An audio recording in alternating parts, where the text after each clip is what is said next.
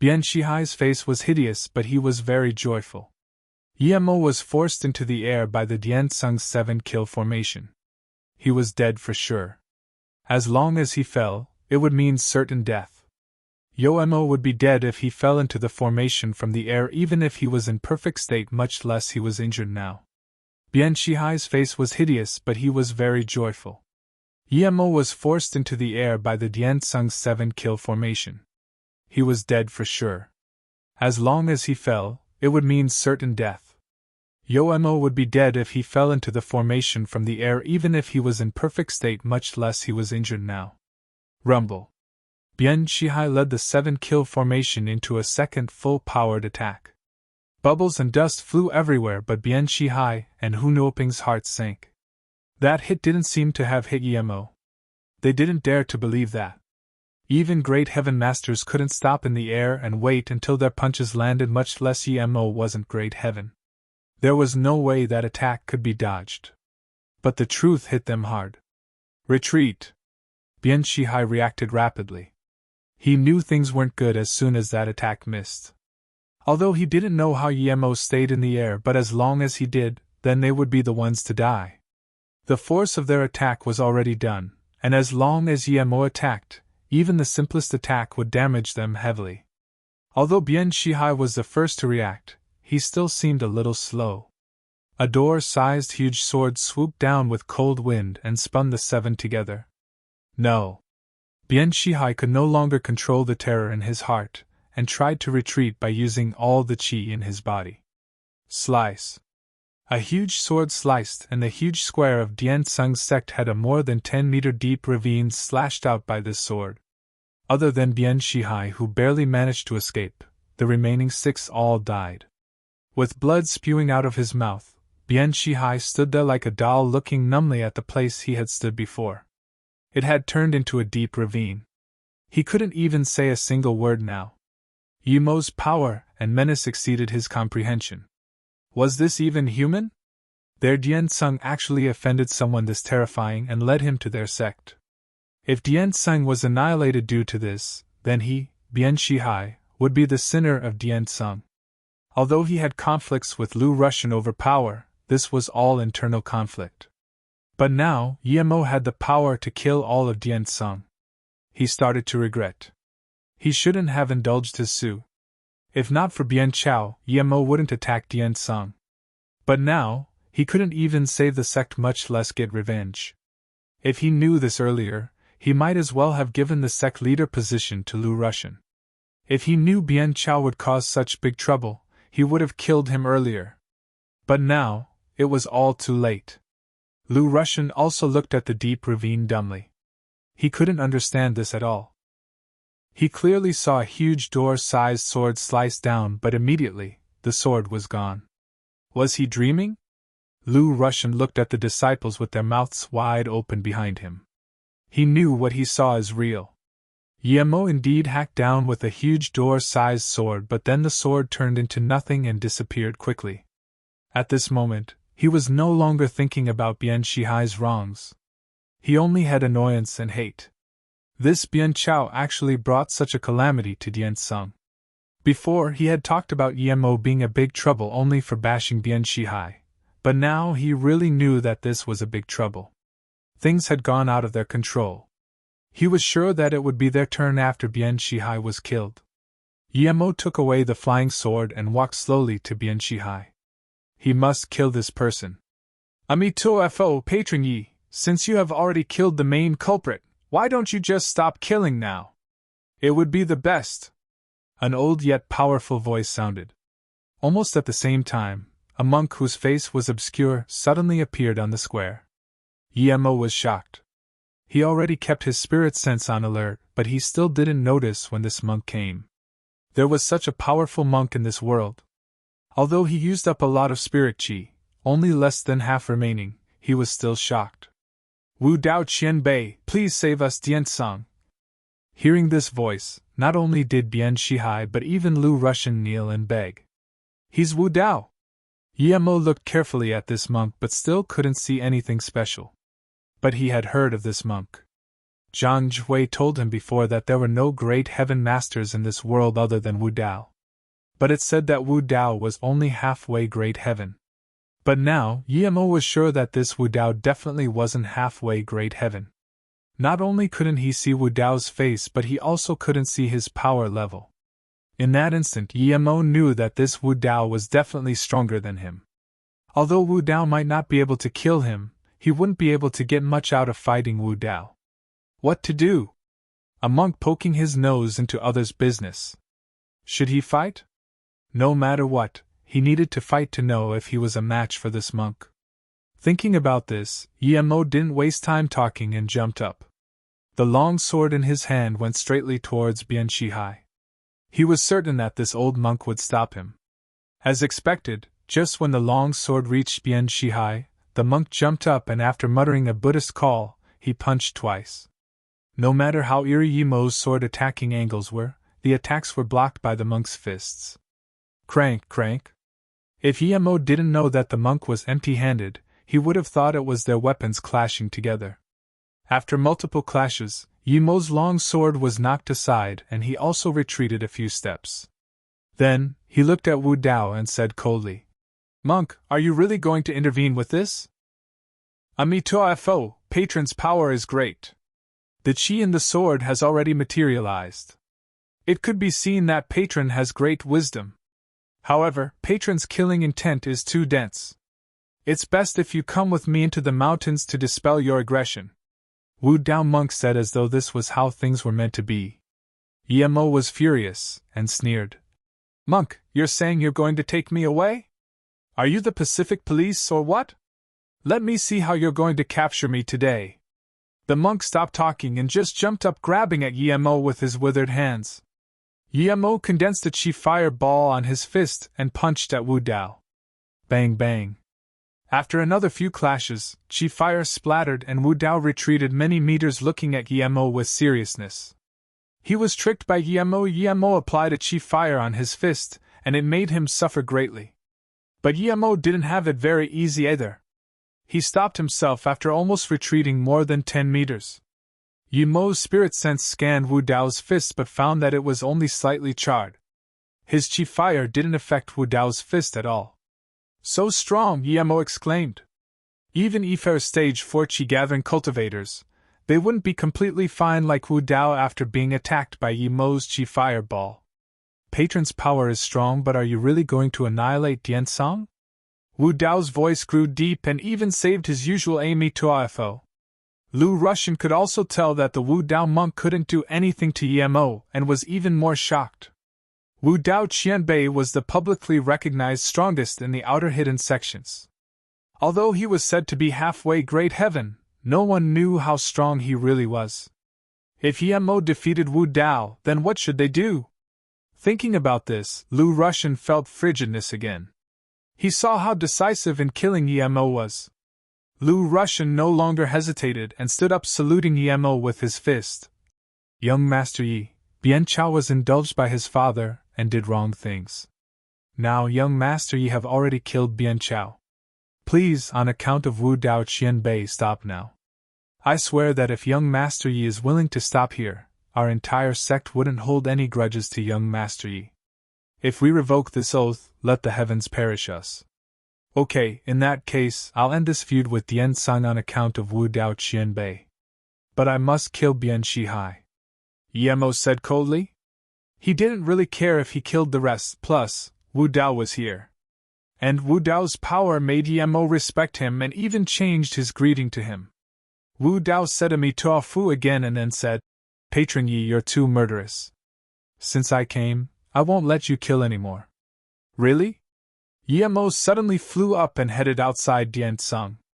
Just when Wu Dao didn't know what Yemo was going to do, a purple ray sliced across the sky like a comet and disappeared with Bian Shihai's head. Far away down the stairs of the mountain, Yemo's voice sounded. "Wu Dao Qianbei, on your account, I'll end the feud with Diansung. But if you dare to come for me again, then don't blame me. As for dispelling my killing intent with you, I'm not interested in that for now." Wu Dao didn't seem to hear Yemo's words but murmured to himself. It was actually Flying Sword, Flying sword, the legendary flying sword!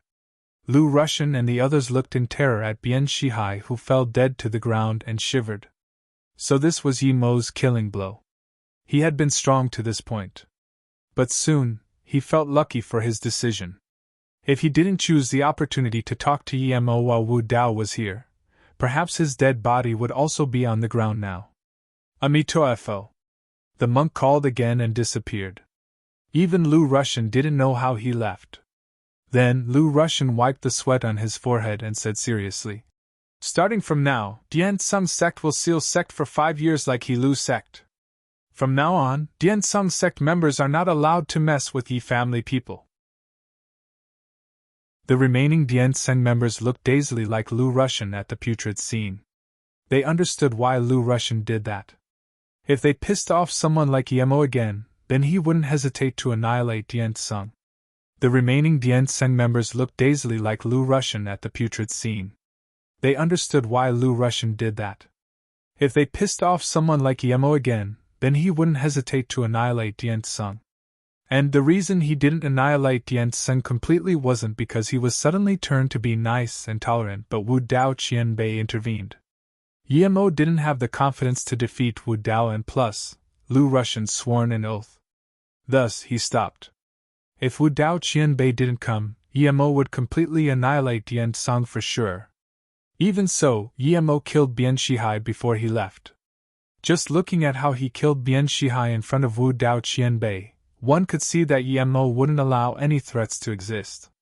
He knew that the feud between him and Bian Shihai was unresolvable, so he killed him.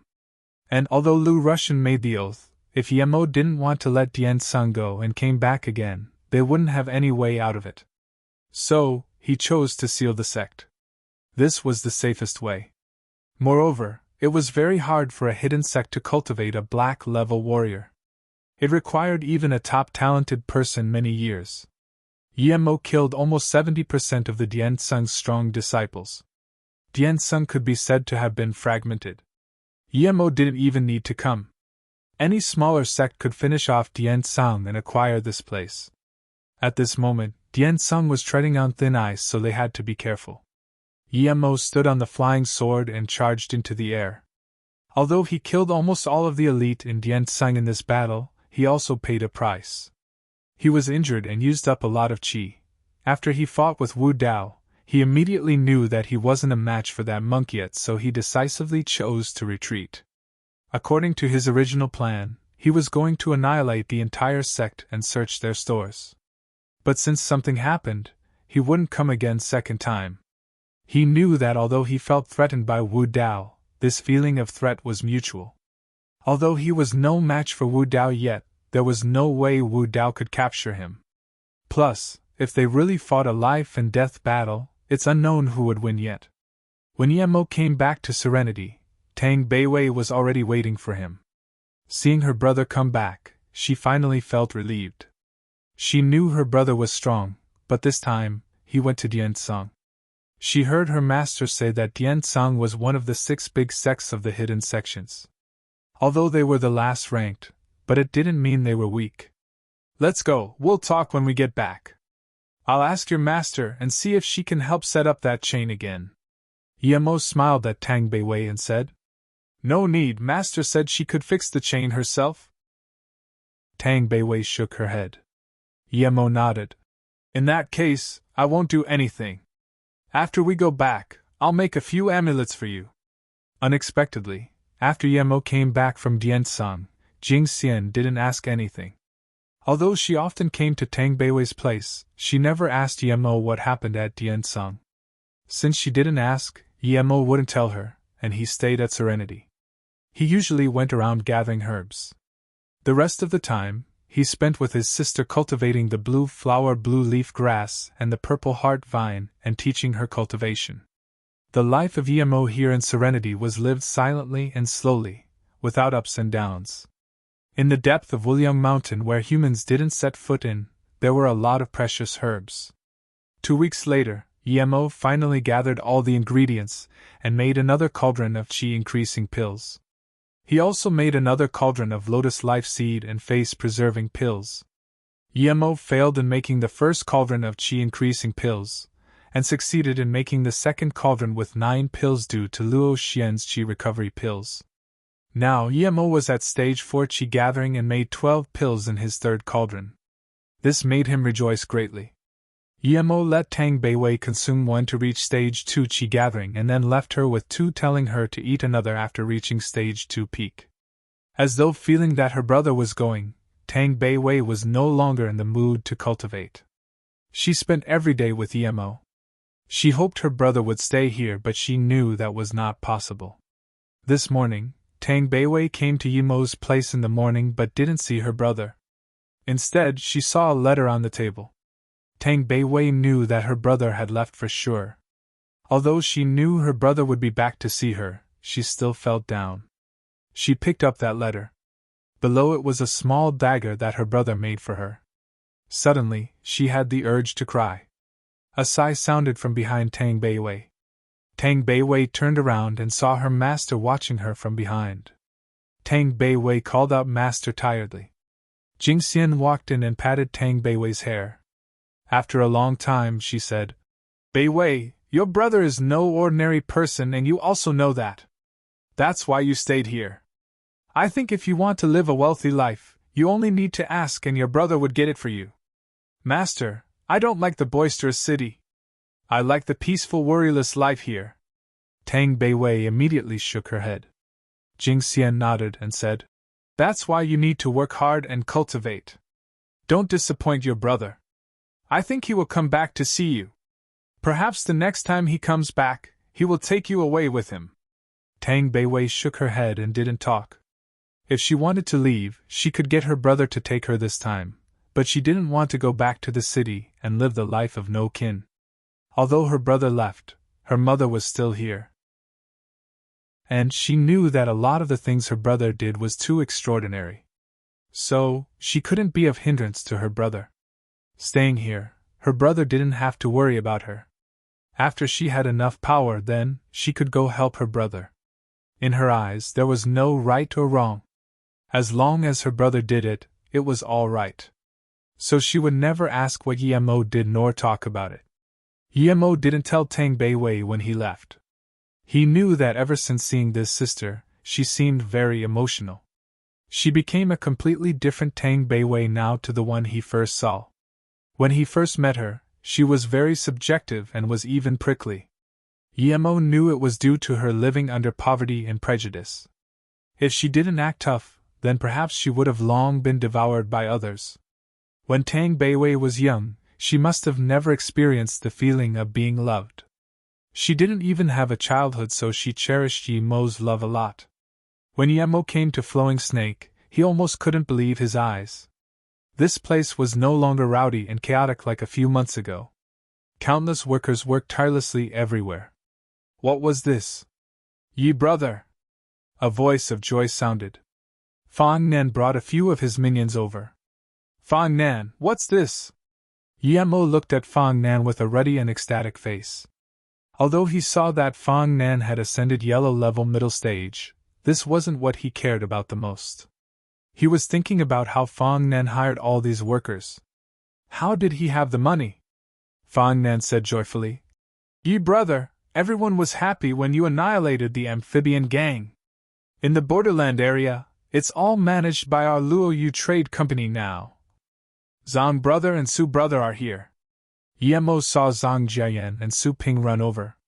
And then he found that Mo Hai was also here. "Master!" Eru and Lu Xiaojun ran over excitedly. Ever since Yemo left Luotsang, this was the first time they saw him again. "Let's go. We'll talk inside." Yemo was also happy to see so many friends and brothers. The people sat around Yemo in a big room. They had been gathered here due to Yemo, and were now fighting for a common goal. "Where's Yang Jiao?" Yemo didn't see Yang Jiao and Han Zai. Zhang Jiayan immediately said, "Those two, with Yu Miaodan and Yuan Meixiang, are going to apply to customs. Jack shipped us some medicinal equipments from England." Seeing Yemo's confusion, Mo Hai immediately said, "Jack is that British you saw on the boat last time. He's the manager of the England Berry Medicinal Corporation's Asian operations." After knowing that you are the owner of Luoyu, he asked to invest in Luoyu. So it was him. Yemo immediately remembered that little girl Jenny who admired him greatly. Zhang Jiayan continued.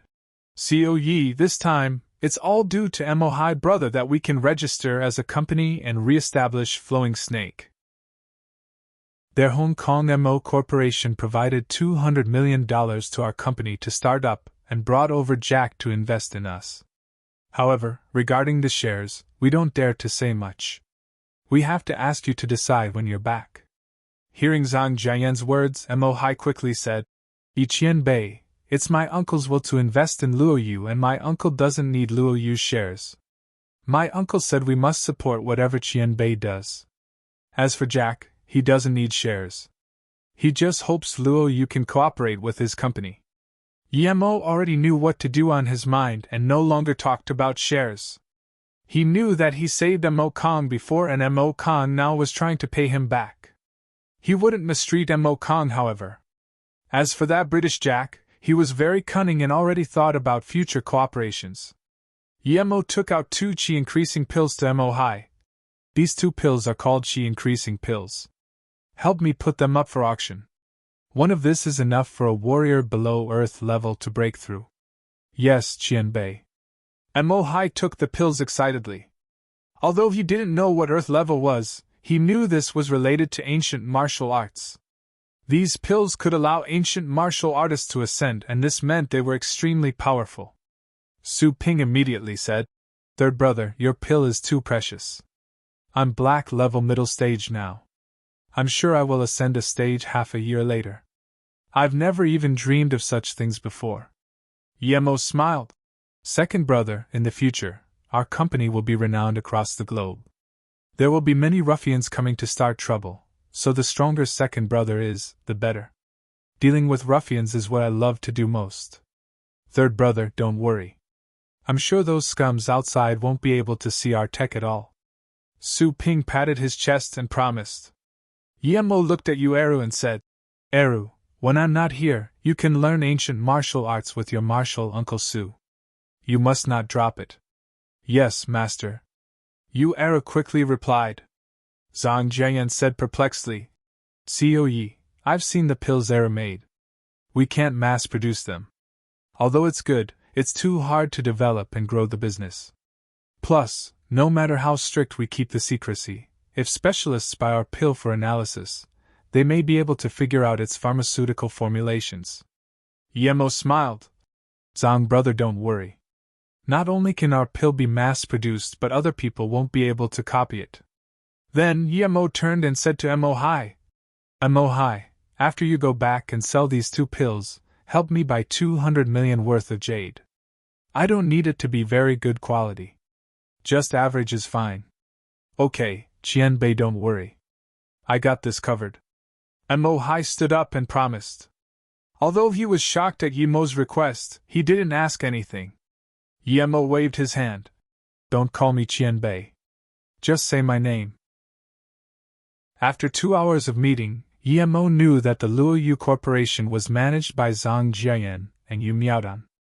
After Yu Miaodan came back, Yemo made his decision. Zhang Jiayan and Yu Miaodan would still be responsible for sales. Yuan Meixiang and Lu Xiaozhen would be temporarily responsible for finance. At the same time, Su Ping would be substitute for Yemo, responsible for appropriating funds and signing papers. The safety of the company was the most important, and Yang Nan and Yang Jiu were responsible for this. A month later, Mo Hai came back to Flowing Snake. Mo Kong came with him. He heard that Yemo was in Flowing Snake, so he came personally. He admired Yemo from the bottom of his heart. After the 2 chi-increasing pills were released, they were bought by a Hong Kong family, selling for 300 million. Yemo also sighed. There was no more blood quarrel. If he still had some, he could gather money only by selling these pills. However, this price was far lower than the price in the hidden sect auction.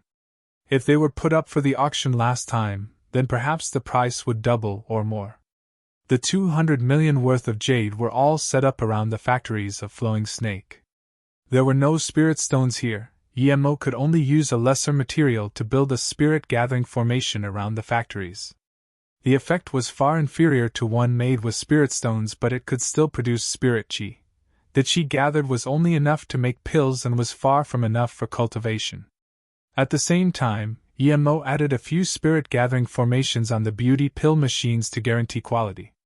EMO used a month and changed the formulation of the beauty pills and taught it to Era. However, these pills could only be made under special circumstances because it needed spirit chi, and EMO's spirit-gathering formations satisfied this requirement. If this was in the cultivation realm, there would be spirit chi everywhere, and such low-grade pills wouldn't need any formations. But that wasn't the case on Earth. The second pill EMO taught Era was the heart-preserving pill. It could ease up all sorts of fatigue and remove of hidden dangers in the body. As for other pills, EMO told Era that they would make them after the two pills succeeded. It wasn't too smart to introduce all the products once. The main reason EMO made this company was to gather all sorts of spirit grasses. He even drew the grasses down and gave them to Zhang Jiayan. He asked Zhang Jiayan and his men to search for them. After all these things were done, EMO left Flowing Snake.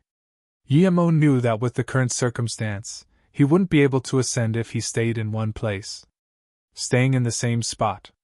From then on, EMO, alone with his sword, had been searching the whole China to find Luoying.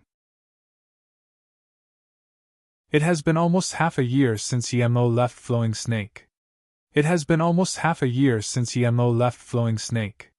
During this half a year, a piece of huge news has been circulating amongst the upper class at the international level.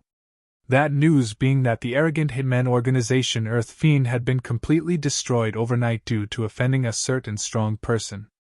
Royalty and the wealthy alike all felt fear upon hearing the name of Earth Fiend. At the same time, in the remaining big hitman organizations, this person has been listed as someone they mustn't touch at all costs. However, in the hidden sects the most shocking thing wasn't this, but that Dian Sung and Helu's sect were almost annihilated. These two sects were the bourgeoisie of the hidden sects, but due to offending some youth, they were almost eradicated. If Elder Chu of Helu's sect hadn't returned in time and sealed the sect, then perhaps they would be gone now. Also, if the new sect leader of Dian Sung hadn't picked the right opportunity to apologize, and if Wu Dao Qianbei hadn't intervened in time, perhaps they would have been annihilated too. Even so, these two sects were greatly damaged and were no longer as strong as the other four big sections. Of course, in the Mafia, the most prevalent news was the annihilation of the amphibian gang and the retraction of Meadow River. Even Nanqing was stunned that all of this could be caused by offending one and the same person. Everything seemed to be related to one person. Some people knew who this person was, but most didn't. However, this wasn't what normal citizens cared about. These things were unrelated to their daily lives. They didn't care about it. Instead, they were more interested in the newly risen Luoyu pharmaceutical company. Although the name Luoyu was very strange, a name wasn't too much cause for concern. What people cared about the most was that the company still hadn't even pushed out their products. People didn't even know what the company was producing, but two super companies were already willing to cooperate with it. One was the leading family entrepreneurship of Hong Kong, MO Corporation. The other was the world-renowned England Berry Corporation. Whether this company was created as a hoax or not, their first product, the beauty pill, received a lot of heated debate. The instruction manual said the beauty pill could not only slow aging but also remove marks and wrinkles on the face, while making the skin white. Long-term use could even increase one's lifespan. At this moment, all sorts of commentary, suspicion, cursing and anger were pointed at the Pharmaceutical Regulation Institution. This obviously fraudulent product could actually reach the market. Even idiots could tell this was a fake ad. All the ad was missing was saying the pill was an immortality pill. Yet the institution clearly supported the beauty pill's legitimacy, saying there had been no backdoor dealings. Despite the pressure of such criticism, the beauty pill was still put on the shelves on the foreseen date. This made a lot of the dubious citizens confused. Some people were even prepared to buy one and give it a try, but many soon gave up the thought. This was because one bottle was being sold for 100k. And there were only 6 pills in a bottle. The price was decided on after much consideration by Zhang Jiayan and Yu Miaodan. The effects of the beauty pill were undoubtedly there. Of course, this batch of pills couldn't be compared with the batch Yemo had made.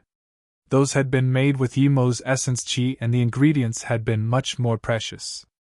And now, the beauty pills used less precious ingredients and were mass-produced, so the price was a little lower.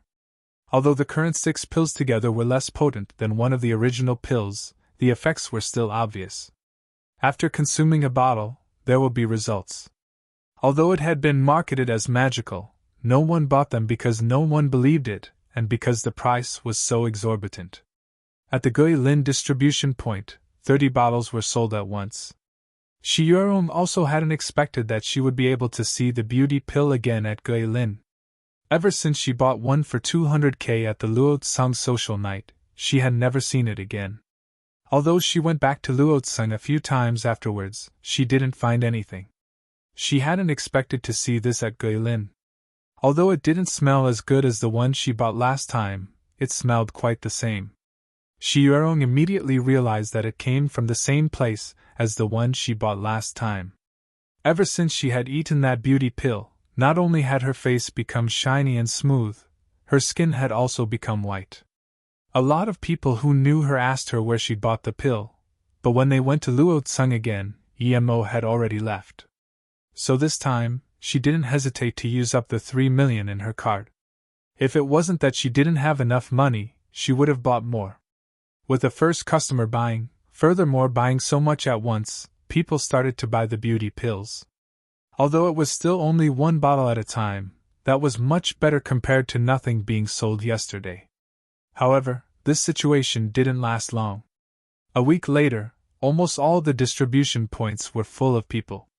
Just a few days had passed, and the beauty pills that had been stacked for a week were sold out, and large amounts of orders were sent to Luoyu Company.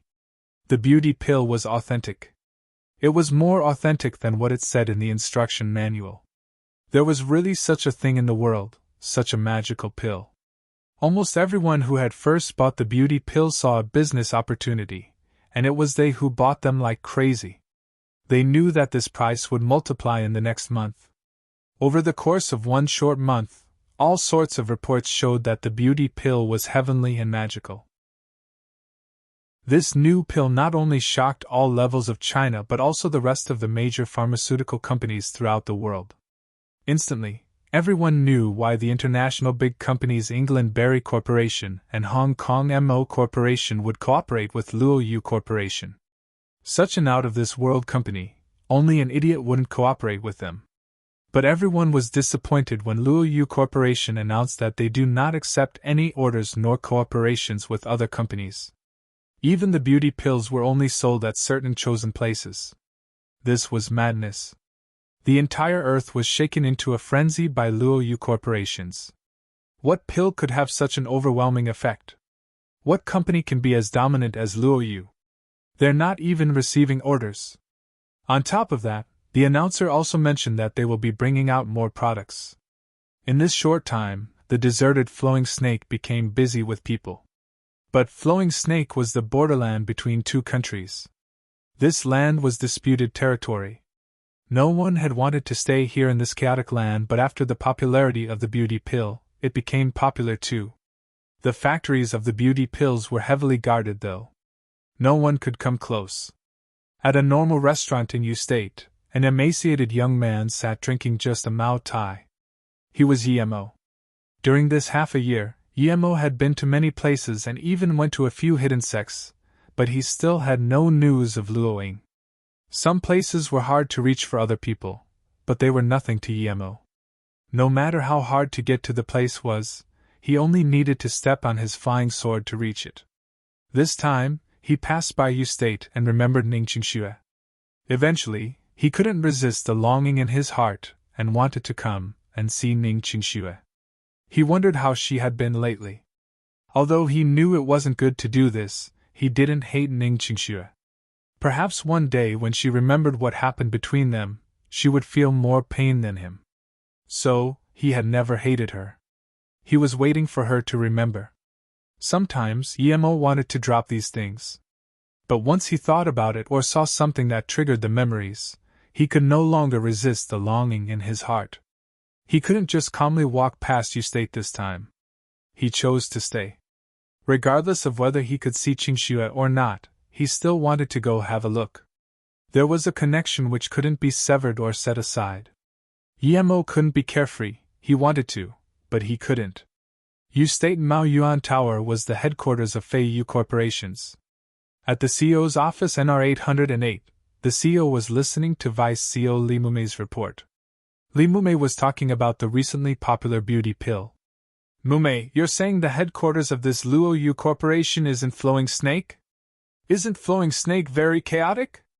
Ning Qingxue heard Li Mumei's report and asked with a frown. Qingxue, you've actually been to Flowing Snake before.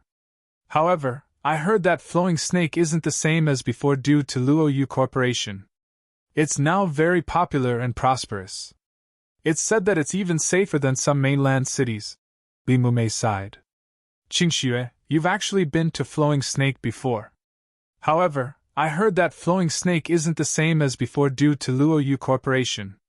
It's now very popular and prosperous. It's said that it's even safer than some mainland cities. Li Mumei sighed. She felt that Ning Qingxue was getting prettier and prettier but also colder, and colder like ice. Auntie said to not let Qingxue remember the past, but she didn't know if this was right or wrong. She's been with her the most, and she felt Qingxue had changed too much. Instead of letting her be like this, she might as well remember the past. However, she didn't dare make Qingxue remember it overtly. She could only give a hint occasionally. Otherwise, if Qingxue's mother knew, she wouldn't be happy. As expected, Ning Qingxue frowned and then said after a long while, Mumei, you said that the memories I lost are partially about Flowing Snake? Why would I go there? Li Mumei nodded. Yes, Qingxue. Although I don't know why you went to Flowing Snake, but I think it was related to him. Ning Qingxue frowned again and subconsciously felt the necklace on her chest before saying slowly, Mumei, when I went to Luohong Temple last time, Master Wu Guang said that perhaps before I died I intentionally used my soul to wrap up the memories I didn't want to lose. However, the doctors judged that I just lost 1 year's worth of memory, and they said it was due to a concussion. Master Wu Guang's words sounded more metaphysical or implausible, so Although the doctor's words sounded more authentic, Li Mumei still wanted to tell Ning Qingxue to believe the monk. However, she remembered Ning Qingxue's mother's words and resisted the urge. In the depth of her heart she was also lost. She didn't know if it was right or wrong to help Ning Qingxue remember those things. Ning Qingxue did almost lose her life twice with EMOs, so she didn't dare speak. Who knew if that would happen a third time? Also, Li Mumei had investigated Ning Qingxue's tracks during that year. Not only did she go to Flowing Snake alone, she also went to the desert with Qi Wanqing. She even went to Shenongjia by herself. Although she didn't know what happened during these events, Li Mumei knew it was related to EMO. Furthermore, the terrifying incident of the heaven ditch seems to have occurred at the same time as when Ning Qingxue left. So, only she knew that Ning Qingxue's lost memories weren't for a year, but specifically the memories with EMO. It seemed to be very coherent with what that monk had said. However, he said that only high-level cultivators could do that, and she wasn't sure if Ning Qingxue had cultivated that stuff. If it wasn't because she remembered that Ning Qingxue had never cultivated ancient martial arts, she really wouldn't be able to resist telling her. Besides, even if Ning Qingxue had cultivated ancient martial arts, she wouldn't have been able to reach a high level due to her age. Mumei, I heard that CEO Zhang of the Luoyu Corporation is hard to talk to and has rejected most well-known corporations. They probably wouldn't even look straight at our Feiyu Corporation. I'm a bit tired today. I'm going back first, we'll talk tomorrow. Then Ning Qingxue got up and felt her chest. She felt her heart was aching a little, but the hospital had never been able to find a problem. Qingxue, are you okay? Li Mumei saw Ning Qingxue's actions and knew her heart was aching again. Ning Qingxue shook her head. I'm fine. Seeing Ning Qingxue and Xiao Yu leave together, Li Mumei had a certain strange feeling. She didn't know what she should do now. After finishing a day's work, Li Mumei fatiguedly walked out of the building. She walked into the car park to drive her buggy but saw a person standing by a small road off in the distance. It was Yemo. Li Mumei recognized Yemo straight away. He seemed a little emaciated. He stood at the road not moving an inch as though a statue standing there for eternity. His eyes were fixed on an office on the 8th floor. Li Mumei's heart shook. She knew that Yemo came to see Ning Qingxue, but she had already finished work. He really had changed. She could no longer associate the current Yemo with the abandoned son from before. Perhaps since meeting Yemo at Su Jingwen's birthday party, he had changed.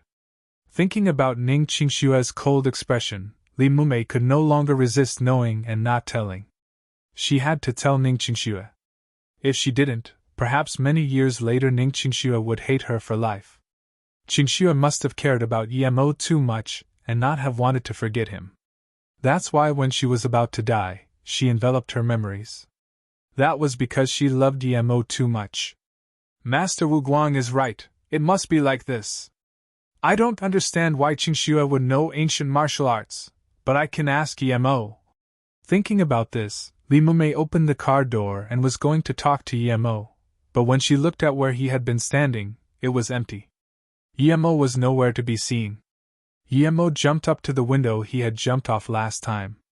He didn't need to go up and only needed to scan from down there to know that Ning Qingxue had left.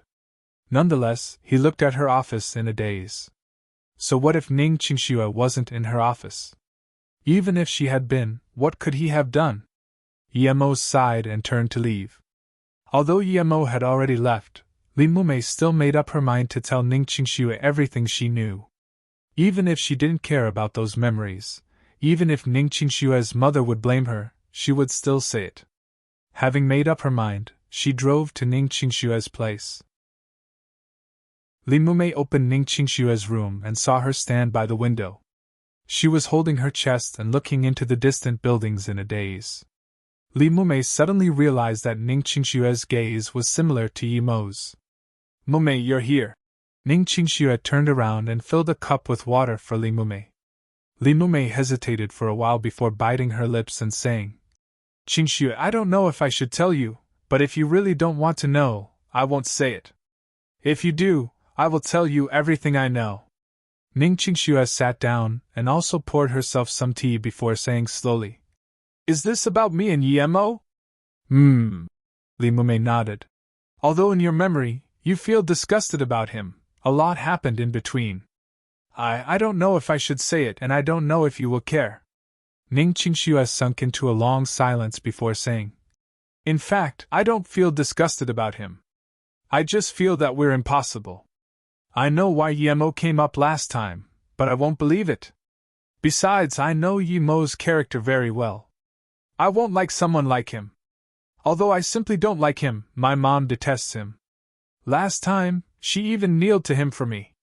I don't want to see him and I don't want to think about him. I am me, he is him, there is nothing between us.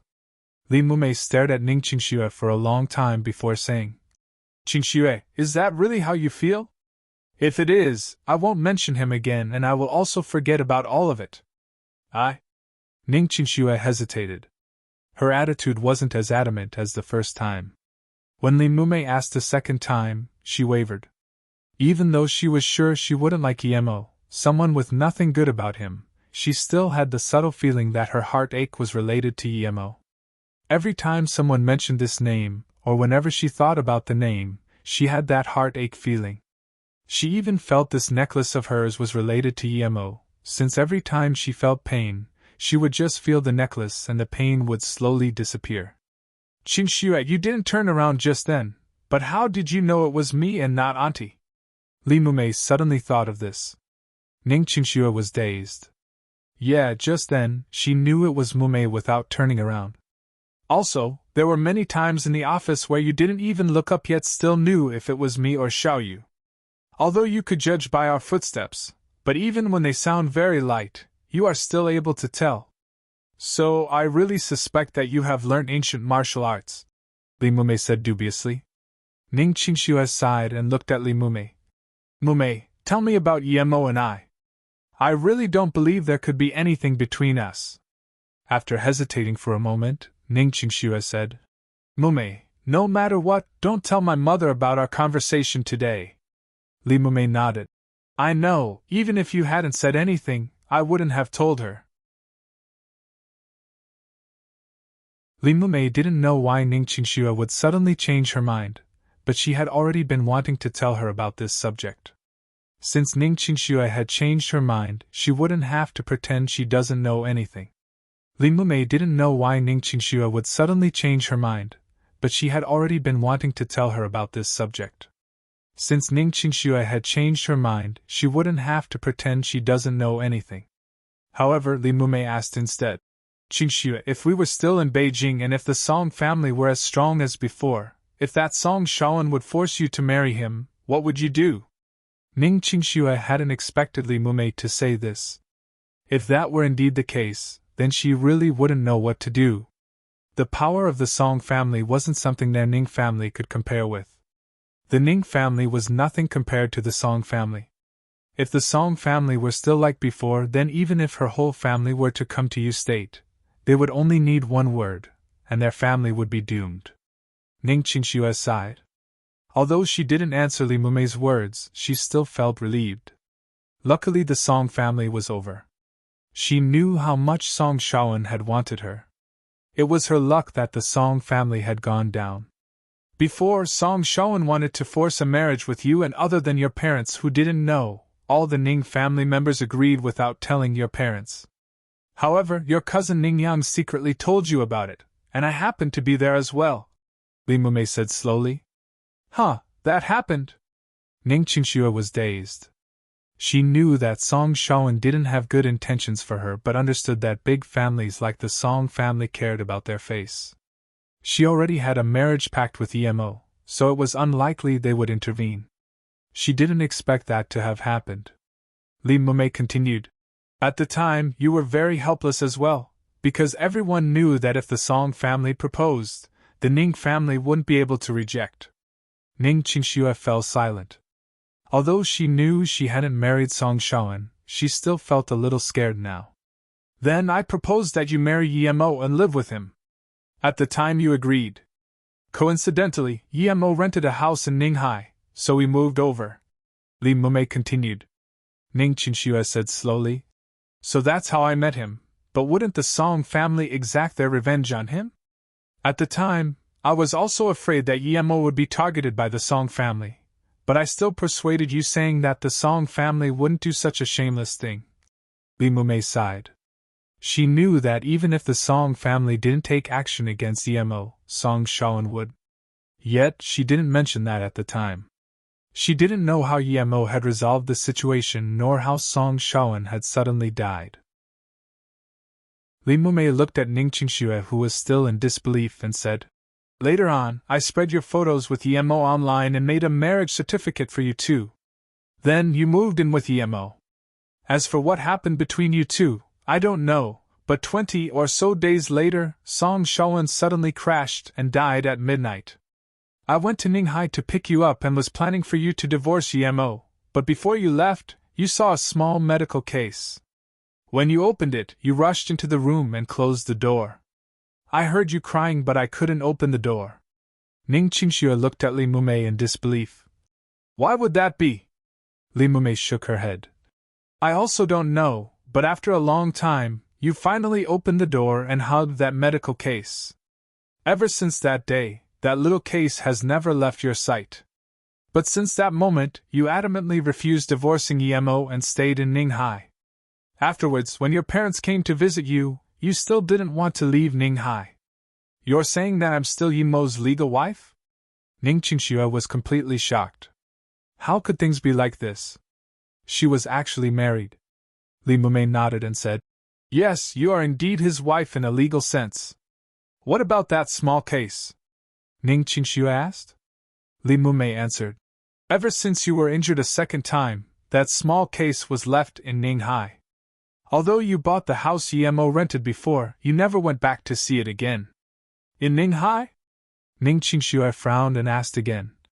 Why was I injured for the first and second time? Li Mumei shook her head. You need to ask Sui about exactly why. Sui was by your side both times. She had been living in that house before. She was renting with Emo, Sui? Ning Qingxue thought of this name but couldn't remember anything. Li Mumei saw that Ning Qingxue really couldn't remember anything, so she could only continue. After Song Shaoan died, the Song family hunted Emo. You even went to Flowing Snake to search for him and went to the desert with Qi Wan Qing. I also know that you went to Shinong Jia, but I don't know if that was related to Emo. Who is Qi Wan Qing? Ning Qingxue found that more and more strangers had been involved. She's in the army and went to do a mission in the borderlands. She met Emo there. I think she also likes Emo and wanted to find him. However, somehow, you two met and went to the desert together. Li Mumei only knew approximately what had happened. Ning Qingxue was even more confused. Someone like that like Emo? As though noticing Ning Qingxue's confusion, Li Mumei breathed calmly and said, No matter what decision you make, I feel much better after getting it off my chest. At least my heart can rest easy. Otherwise, I would feel I'm doing you wrong. Qingxue, no matter what, I think the past is in the past. If you still want to find those memories, you can go to Ninghai and ask Su Wei and Su Jingwen. They know some things. If you don't want to continue wondering, then stop thinking about it. Ning Qingxue nodded and said, Mumei, I know you wouldn't lie to me. I feel very indifferent in terms of emotions. Perhaps Master Wu Guang is right. The moment before I almost died, I really must have sealed all my emotions in my soul. No matter what, I will go to Ninghai once. Maybe you're right. No, Qingxue, you're not indifferent because you sealed your memories. I understand you. For some time, I felt you were more stubborn than anyone when it comes to feelings. When you didn't like someone, you tended to be very cold. But if you did like someone, that person would be your everything. You would be willing to give them anything including your life. Perhaps you're such an emotional extremist. That's why your mom doesn't want you to remember that past. Li Mumei shook her head. Hearing Li Mumei's words, Ning Qingxue sunk into silence. She felt Li Mumei was right, she was that sort of person. What had really happened between her and Emo? She remembered that time Emo spat blood in her mother's office. If there really was nothing between the two of them, why would he be like that? Despite how real all of this sounded, Ning Qingxue still didn't dare believe that there had been something between her and Emo or that she might have fallen in love with him. That sounded impossible. She believed that she had been using Emo and that's why she had married him. It had nothing to do with love. No, to mention, it had been less than a month. Even if Emo was suave and had written 100 love letters to her each day, she wouldn't have had any good impression of such a young master, much less loved him. Mumei, thanks for telling me this. Although I know you wouldn't lie to me, I will still go ask Su Wei. Ning Qingxue had made up her mind. No matter whether this was real or fake, she had to face it. She had never expected that she would be Yi Mo's wife. If Li Mumei hadn't told her today, she wouldn't have known about it at all. So, after she had clearly investigated things, she would still divorce. However, she felt a little regretful for having made Emo spit blood. Whether or not she used him, she was still his legal wife. Li Mumei's face showed happiness and she quickly asked, Then, Qingxue, are you going to Ninghai or Flowing Snake first? Let's go to Flowing Snake first.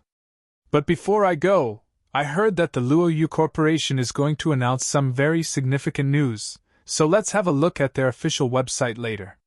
Let's not miss anything. The beauty pill is also very important to our corporation. Even now our sales continue to slip.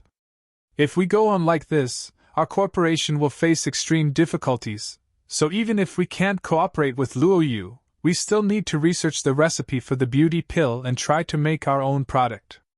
I believe that there are a lot of people trying to do this. Ning Qingxue set aside her other thoughts and said seriously, Let's go to Flowing Snake first. But before I go, I heard that the Luoyu Corporation is going to announce some very significant news, so let's have a look at their official website later. Let's not miss anything. The beauty pill is also very important to our corporation. Even now our sales continue to slip. If we go on like this, our corporation will face extreme difficulties, so even if we can't cooperate with Luoyu, we still need to research the recipe for the beauty pill and try to make our own product. I believe that there are a lot of people trying to do this. Ning Qingxue set aside her other thoughts and said seriously. Li Mumei nodded. Yes, however, our technology is weak. Many other pharmaceutical companies and research laboratories are already researching the beauty pill. We must hurry. Hold on, I'll have a look at their website first. Huh! Li Mumei yelled in shock at the website. Ning Qingxue immediately asked, What's wrong? The Feiyu Corporation was facing a difficult situation. They had no new products, and the old market's competition was too big. There was no profit they could earn there. If they went on to research new products now, they would be short on money and time while taking a big risk. Therefore, the new and blooming Luoyu Corporation became the only thing that could save Feiyu. But whether it was Ning Qingxue or Li Mumei, they both knew that other companies would be thinking the same thing. More than that, many renowned companies in the world had been refused partnership. Their business was smaller in scale and far from those international big pharmaceutical companies. They only had a very thin sliver of hope, but even so, Li Mumei was still shocked. If this sliver of hope was taken away by other companies, their corporation would have no hope at all, so she was very anxious. Li Mumei said shakily, Qingxue, in 3 days Luoyu will be holding a conference looking for partners. But their requirements must be satisfied. Ning Qingxue immediately asked, What requirements do they have? What are the limitations? Li Mumei answered, They're looking for partners based on location, 1 in Africa, 1 in Europe and America and 2 in Asia. The pharmaceutical industry of Africa isn't even developed. Why is there a spot for them? Why do the 2 developed continents Europe and America only have 1? This is odd. Looking at the requirements, Li Mumei felt strange. But soon both of their hearts sunk. Luoyu was looking into the partnership in Asia and there were only 2 spots. And amongst all the corporations, Feiyu could barely make it into the top 200 in Asia. It could be seen that their chances were very slim. What do we do? Qingxue, are we still going to Beijing? Li Mumei asked disappointedly. Ning Qingxue bit her lips, her beautiful face having a persevering look. If she missed this opportunity, their corporation wouldn't last much longer. Her parents had already been staying in an American pharmaceutical company for almost half a month for their business, but they didn't seem very interested at all. We go, why wouldn't we go? Although our chances are very slim, this is still an opportunity. If we miss it, our future will be even dimmer. Perhaps we won't get a spot, but maybe we can contact a company that gets a spot and then work under them. Ning Qingxue said confidently. Just when she had finished talking, the phone in the room rang. Ning Qingxue quickly picked it up. It was a call from her mother in America, but she only spoke a few words and hung up. Qingxue's face looked bad. Qingxue, did the business negotiations in America not go too well? Li Mumei could judge the situation by the look on Ning Qingxue's face. She nodded despondently. Yes, we went to have serious negotiations with them, but they just sent a random person to deal with us. My parents will be going to Beijing in 2 days. We will go meet up with them there. Li Mumei nodded. Then I'll prepare the things for the conference. Ning Qingxue was of the opinion that their corporation could only look for an opportunity at the conference. Although she also knew that the chances were slim, she still decided to support Ning Qingxue. Mumei, have a walk outside with me. Ning Qingxue stood up fatiguedly. She knew that the corporation was named after her parents. Not only did it contain their devotion, it was also the source of income for their family. Now, her family was no longer a part of the Beijing Ning family but had become independent. They had invested all of their savings into Feiyu Corporation. Once something happened to Feiyu Corporation, their family would have to face the difficulties of survival. So Ning Qingxue was also very worried when the sales of the corporation started to decline rapidly. Yemo heard that the beauty pill was being talked about everywhere. Almost everyone was discussing the new company, and finally he felt a little relieved. It would seem that Zhang Jiayan and company were managing Luo Yu quite well. At least up until now, it seemed successful. However, Yemo knew that no matter which company sold the beauty pill, it would be a success no matter what. It was a cultivation pill modified into the beauty pill. Although its effect wasn't even 1% of the original, it was still thousands of times better than normal beauty products. Yemo originally wanted to stay a night in U State but now decided to go to Flowing Snake. He wondered how Zhang Jiayan was doing with the herbs he had told him to collect. U State was a very big place in China and was very prosperous. Yet now, Yemo seemed a little lost standing on this busy street. There were night clubs with colorful lights not far off, with men and women coming and going incessantly. In this world, there were always some people who used this kind of place to numb themselves or seek a life here. Yemo shook his head and wanted to leave. A woman whose body wasn't that good walked into the nightclub and happened to be scanned by Yemo's spirit sense. The moment he scanned this woman, he almost lost his mind. Luo Xian? But immediately, Yemo knew it couldn't be Luo Xian. If it was her, she definitely wouldn't be going to nightclubs. Also, Luo Xian was with her martial sister. She wouldn't be here alone.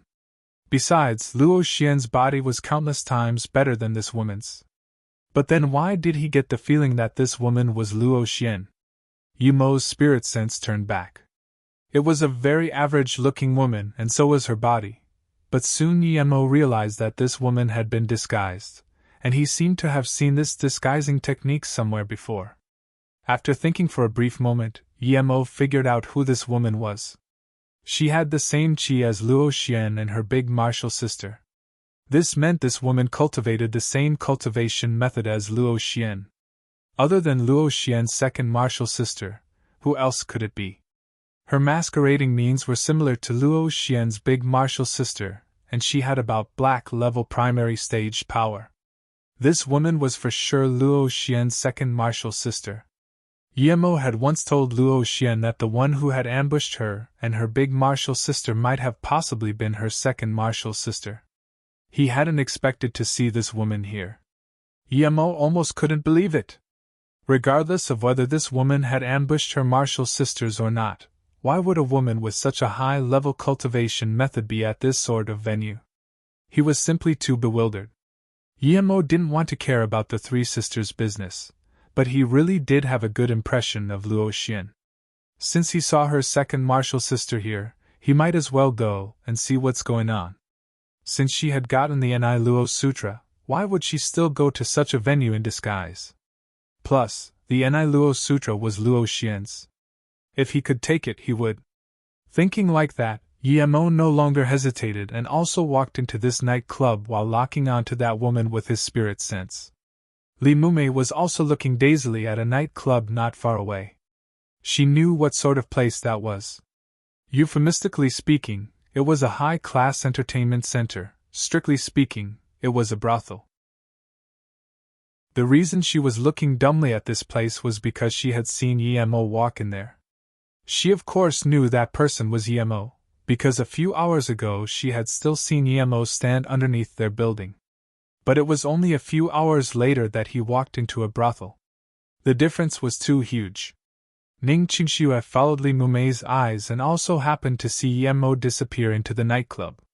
She frowned and looked at Li Mumei, confirming, "Mumei, that was Yemo who just went in, right?" Li Mumei nodded bitterly. "Yes, that's Yemo. When I finished work, I saw him standing outside the building looking at your office.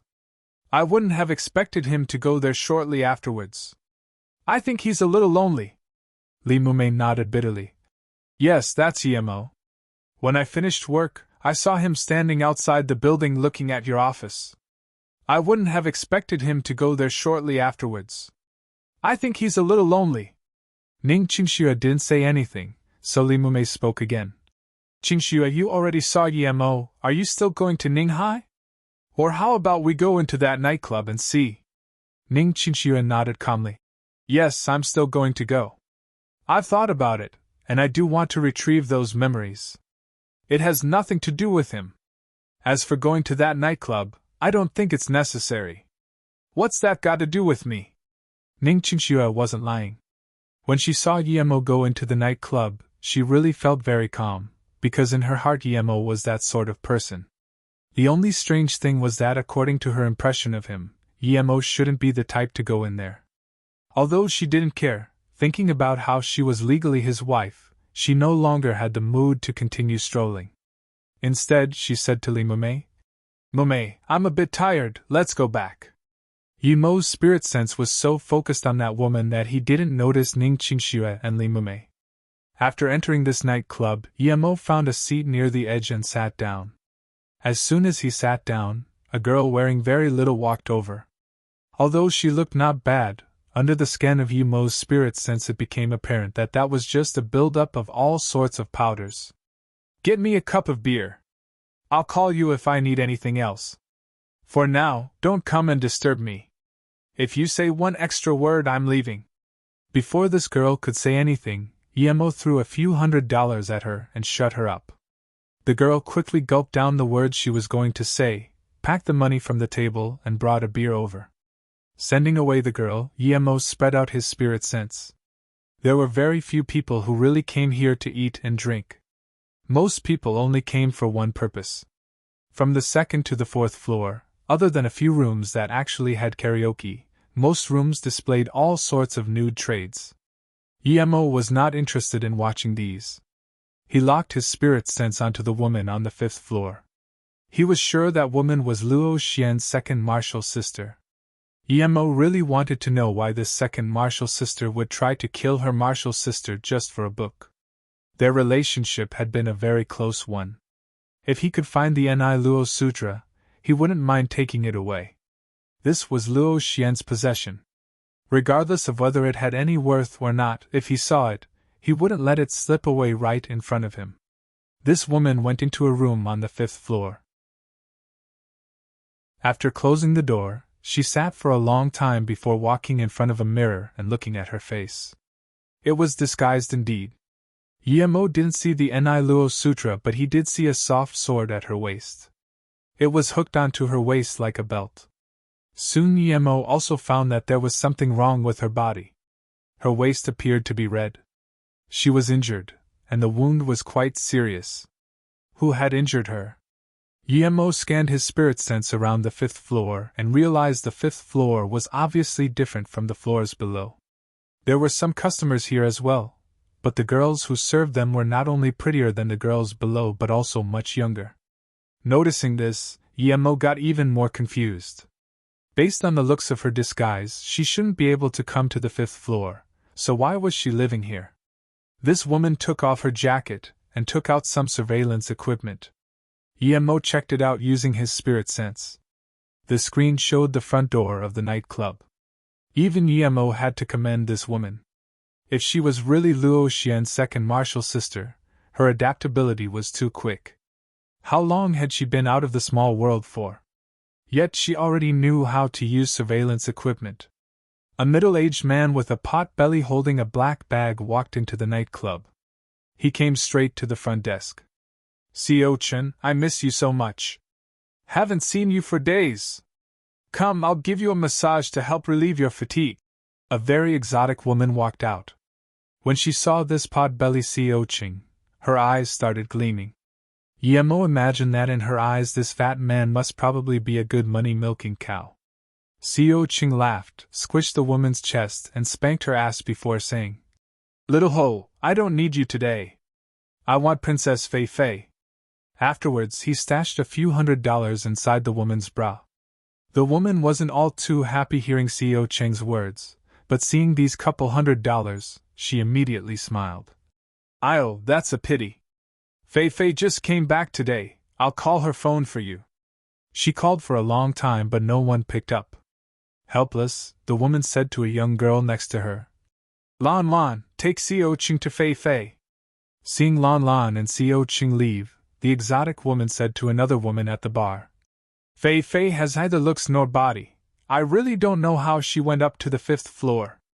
This fatty Ching is truly blind. How can he like such a woman? In what way am I less than her?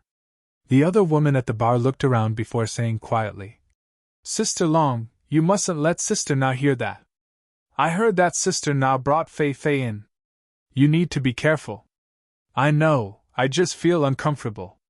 The exotic woman's voice obviously quietened down. Despite sitting far away, Yemo heard all of this clearly. He couldn't help but sigh.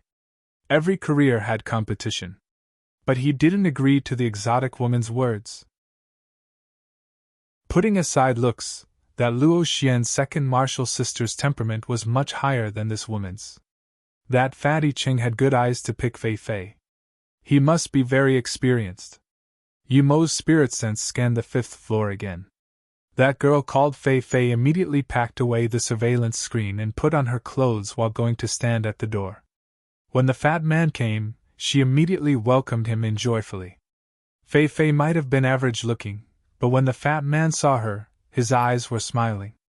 Yemo witnessed Fei Fei close the door and casually pour a drink for this Xiao Qing. He didn't even look at it, and just drank it all. Afterwards, though, his eyes immediately became blurry, and he stared lecherously at Fei Fei as though, in his eyes, she were completely nude already. Soon he lay down on the bed. However, Fei Fei clicked a few chakra points on him, took out an inflatable toy and dumped it on the bed. Then, she pulled the blanket over Xiao Qing and the inflatable doll. Yemo found her actions to be very experienced and rapid. It seemed this wasn't her first time doing this. After that, Fei Fei went into a room inside and opened her clothes, showing her snow-white waist. Yemo noticed that there was a sword wound on her waist indeed, and it seemed very deep. She took out some powders and dipped them on before putting her clothes back on. She stood by the door and appeared very tired. Yemo frowned. Right when he thought about going up and questioning her, he found another man entering the nightclub. He was in his 30s and his hair was a little long. Still, he was very handsome except for his face being a little pale. As soon as the man walked in, he caught the attention of a few girls. However, the man gave a push and all the girls who rushed to him were pushed away. Yemo saw him close his eyes as though feeling something. Immediately, he knew that the man had come here looking for someone. He was black level middle stage and was probably from the hidden sections. Other than Fei Fei, he couldn't find anyone else here who cultivated ancient martial arts. Yemo's spirit sense scanned Fei Fei. At this moment, she stood up and stared at the surveillance device in her hand with a face of anger. But just a moment later, she jumped out of the window and crawled down the air conditioner. Yemo didn't go after Fei Fei. Since this handsome man could find her, it meant he had a lead on Fei Fei. He had probably marked her. A moment later, the man suddenly opened his eyes and charged out of the building. Yemo knew that he had probably figured out where Fei Fei had been. Two guards who wanted to stop the man were kicked far away.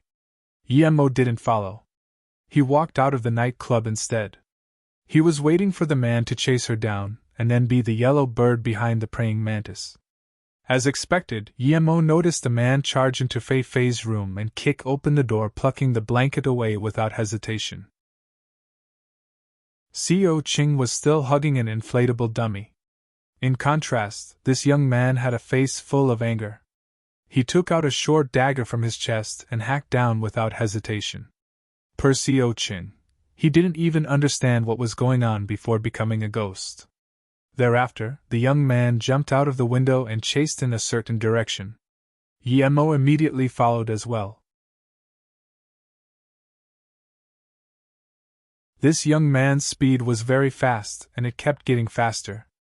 Yemo was certain that if he went to a marathon, he would get first place, no doubt. This speed was faster than cars in busy districts. However, it was far inferior to Yemo's. This young man's speed was very fast, and it kept getting faster. Yemo was certain that if he went to a marathon, he would get first place, no doubt. This speed was faster than cars in busy districts. However, it was far inferior to Yemo's. Yemo could see that the man did indeed have a mark from how he kept on stopping. 1 hour later, they had gone out of the Ustate City district and into the Dahong Mountain region. Dahong Mountain was a small mountain outside of Yu State. Yemo was sure that this Fei Fei probably knew she couldn't escape and therefore wanted to use the Dahong Mountain for her escape. This woman was really dumb. Since she had been chased for so long, and the pursuer knew exactly where she was, even an idiot would know she had been marked, yet she didn't remove the mark. Although outside of Dahong Mountain the streets were busy with people similarly to Yu State City, but after going inside, there were no signs of human life. The area seemed open. The man finally stopped in a valley and looked at a rock a few hundred meters away and said, "Fei Fei, come out." Yemo was shocked. Even he couldn't scan his spirit sense a few hundred meters out, but this youth could sense her. He really wondered what sort of mark he had used. It could even compare to his spirit sense mark. Indeed, a woman came out from behind the rock. It was that woman from the nightclub. From her fatigued look, however, Yemo knew that being able to run here had been her limit. "Fei Fei, what can't we talk about between the two of us? Why did you have to hide from me for months on end?" the handsome young man said helplessly when he saw the woman come out. Fei Fei sneered and just pulled out the sword from around her waist and said coldly to the young guy, "Chiyulin, I was really blind to love a scum like you. Stop pretending. If you want to kill me, then do it, but don't put on that disgusting face."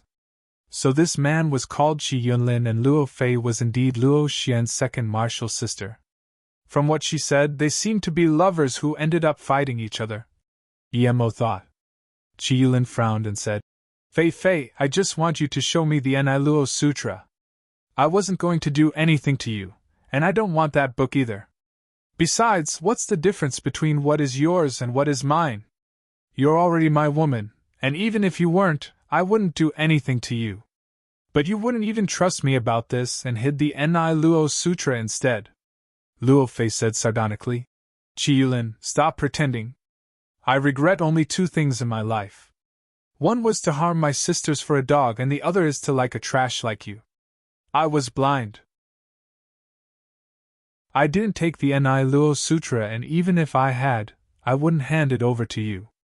Chi Yulin, give up." Chi Yulin heard Luo Fei's words and his face turned bad. He said bleakly, "Fei Fei, I don't know why you have such a negative perception of me, but I know we won't be able to return to where we were before. We can only live outside for the rest of our lives. So, I want you to put aside those thoughts and come with me. Stop hiding around." "Go with you? Chi Yunlin, you wretched hypocrite. If it wasn't because you haven't gotten the Luo Sutra yet, you would have killed me already. I don't know what you did to me before, but do you have the guts to swear that those who attack me have nothing to do with you? Do you dare? If I hadn't been careful, I would have been killed a few hours ago. I don't mind my life, but there are still things I care about." Luo Fei couldn't control her emotions. Chi Yulin heard this, yet his expression actually calmed down. "Fei Fei, since you want to think that way, I can't do anything about it. Yes, the people who stopped you were sent by me, but I didn't order them to kill you. It's up to you to believe it or not.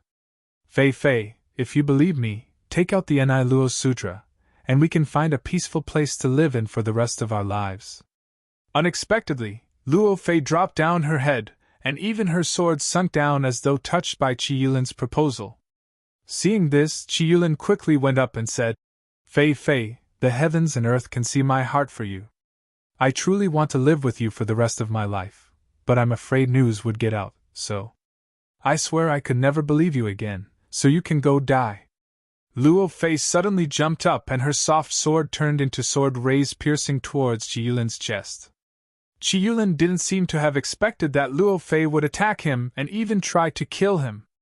In his heart, even if the heavens fell, Luo Fei would only be annoyed at him at most. He believed that Luo Fei still loved him, and very deeply so, but reality turned out to be the opposite. Chi Yulin quickly sidestepped, but even so, the sword still passed through his ribs. After Chi Yulin was hurt, he became remorseless and kicked Luo Fei in the stomach. Luo Fei flew away and landed on the ground. She spat blood from her mouth, and as though realizing she wasn't going to make it, she smiled. Chi Yulin ate a pill and opened his clothes, pouring some powder on it.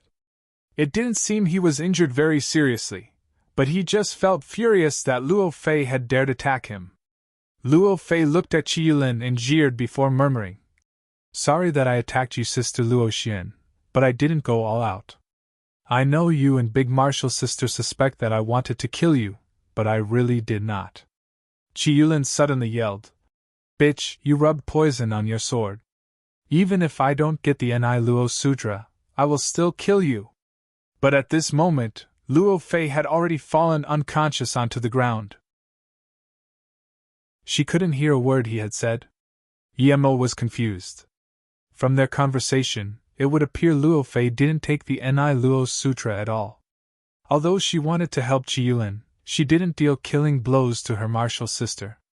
This meant that even if Luo Xian hadn't reached black level, Luo Fei's palm wouldn't have been able to kill her.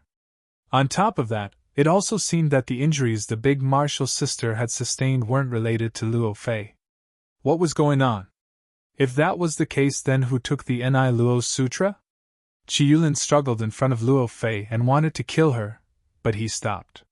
He saw that someone suddenly appeared in front of him. "Who are you?" Qi Yulin looked at Yemo with a purple face.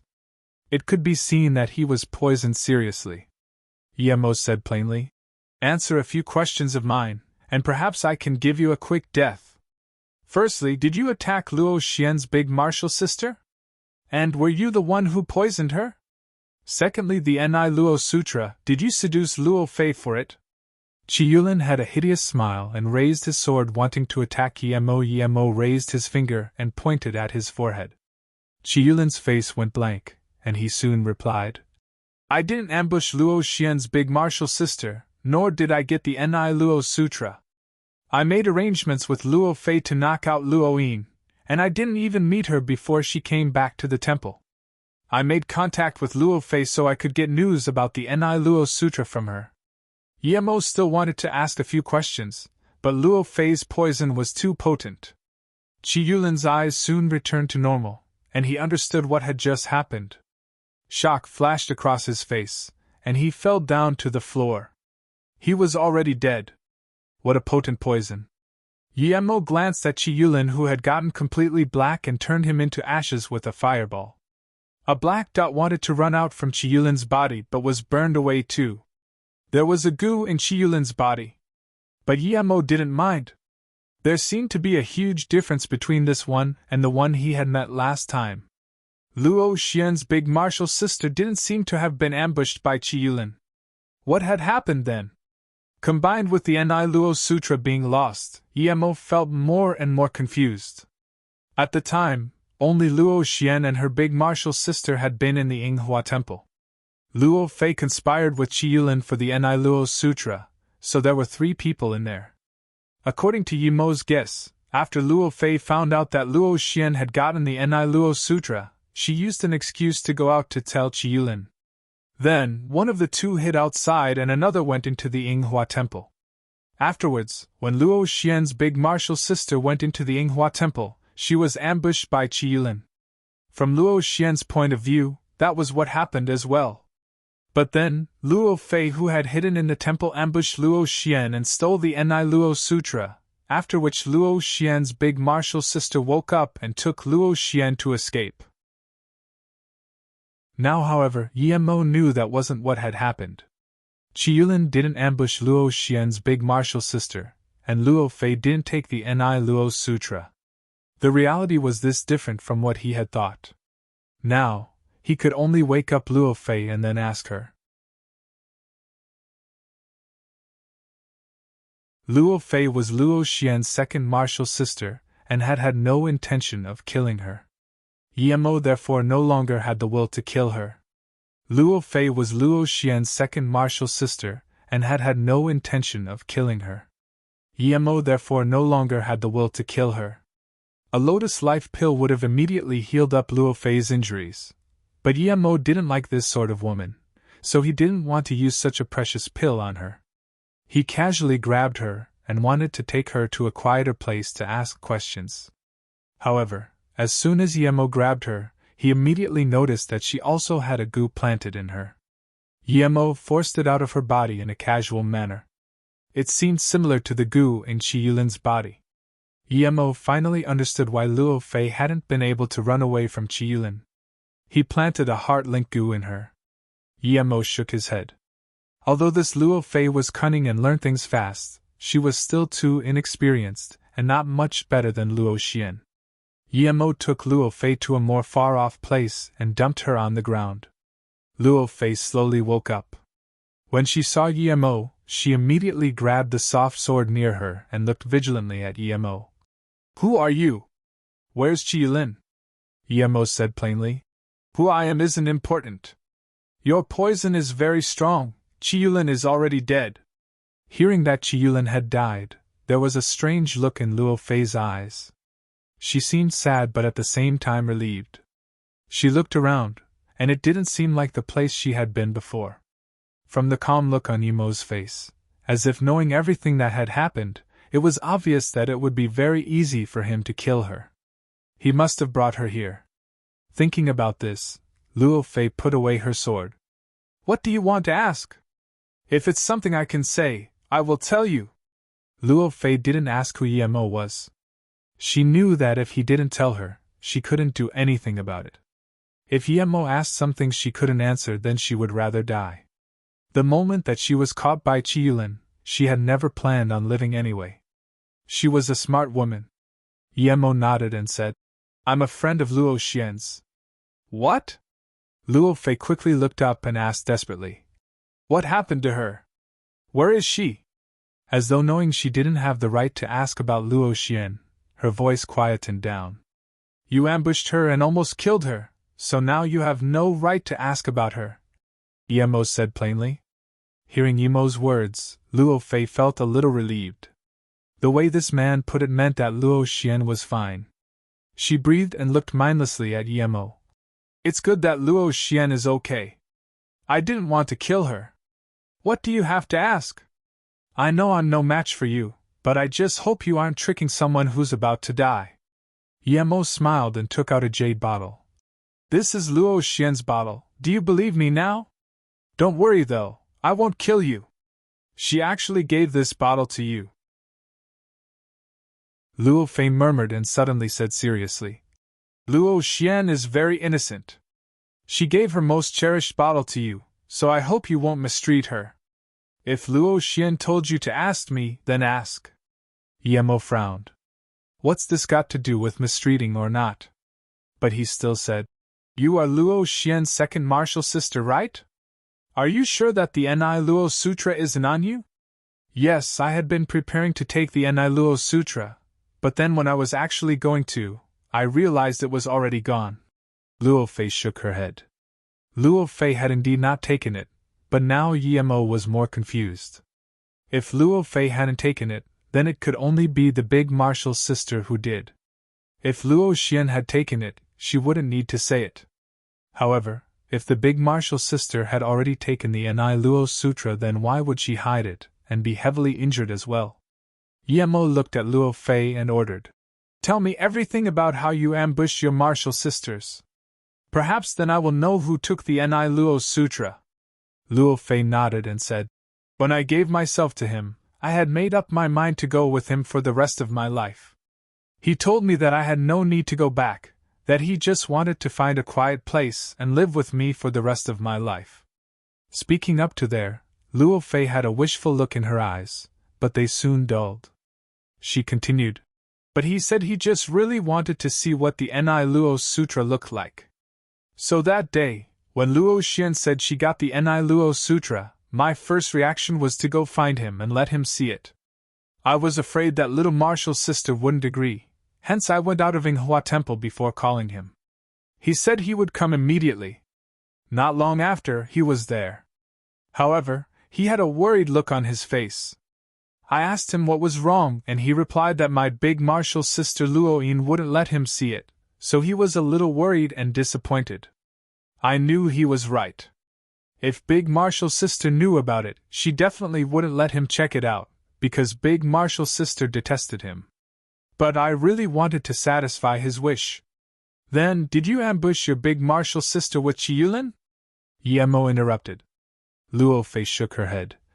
No, I would never ambush my big martial sister, but at that time, he was my everything.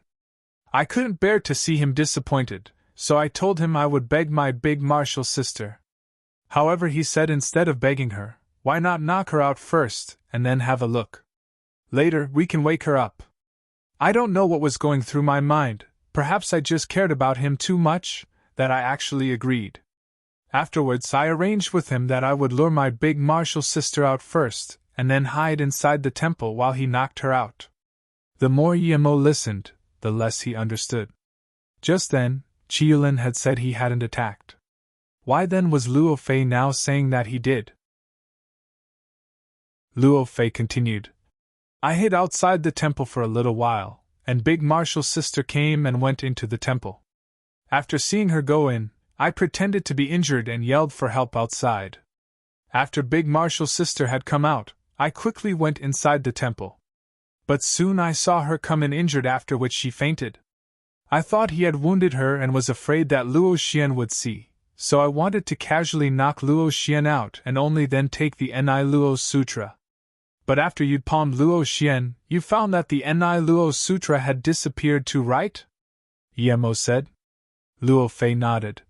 Yes, I calculated at the time that palm strike would knock Luo Xian out and wouldn't injure her. But I hadn't expected Luo Xian to have a sudden increase in power, thus I didn't knock her out with that attack. But she had already given up her attention on the Ni Luo Sutra. When I got the bag, the Ni Luo Sutra was gone indeed.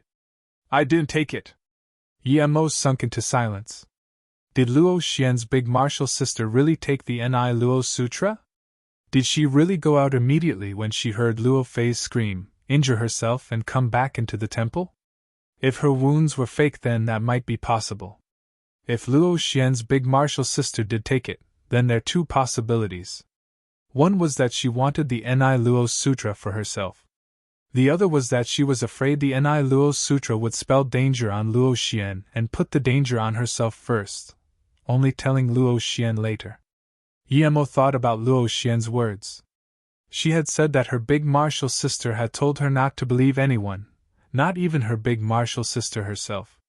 Perhaps that held the truth. When Luoying got the Ni Luo Sutra, she might have felt guilty and said this. At the same time, she used this to make Luo Xian suspicious of Luo Fei. She arranged to meet up with Luo Xian a year later, perhaps wanting to use this year to study the Ni Luo Sutra.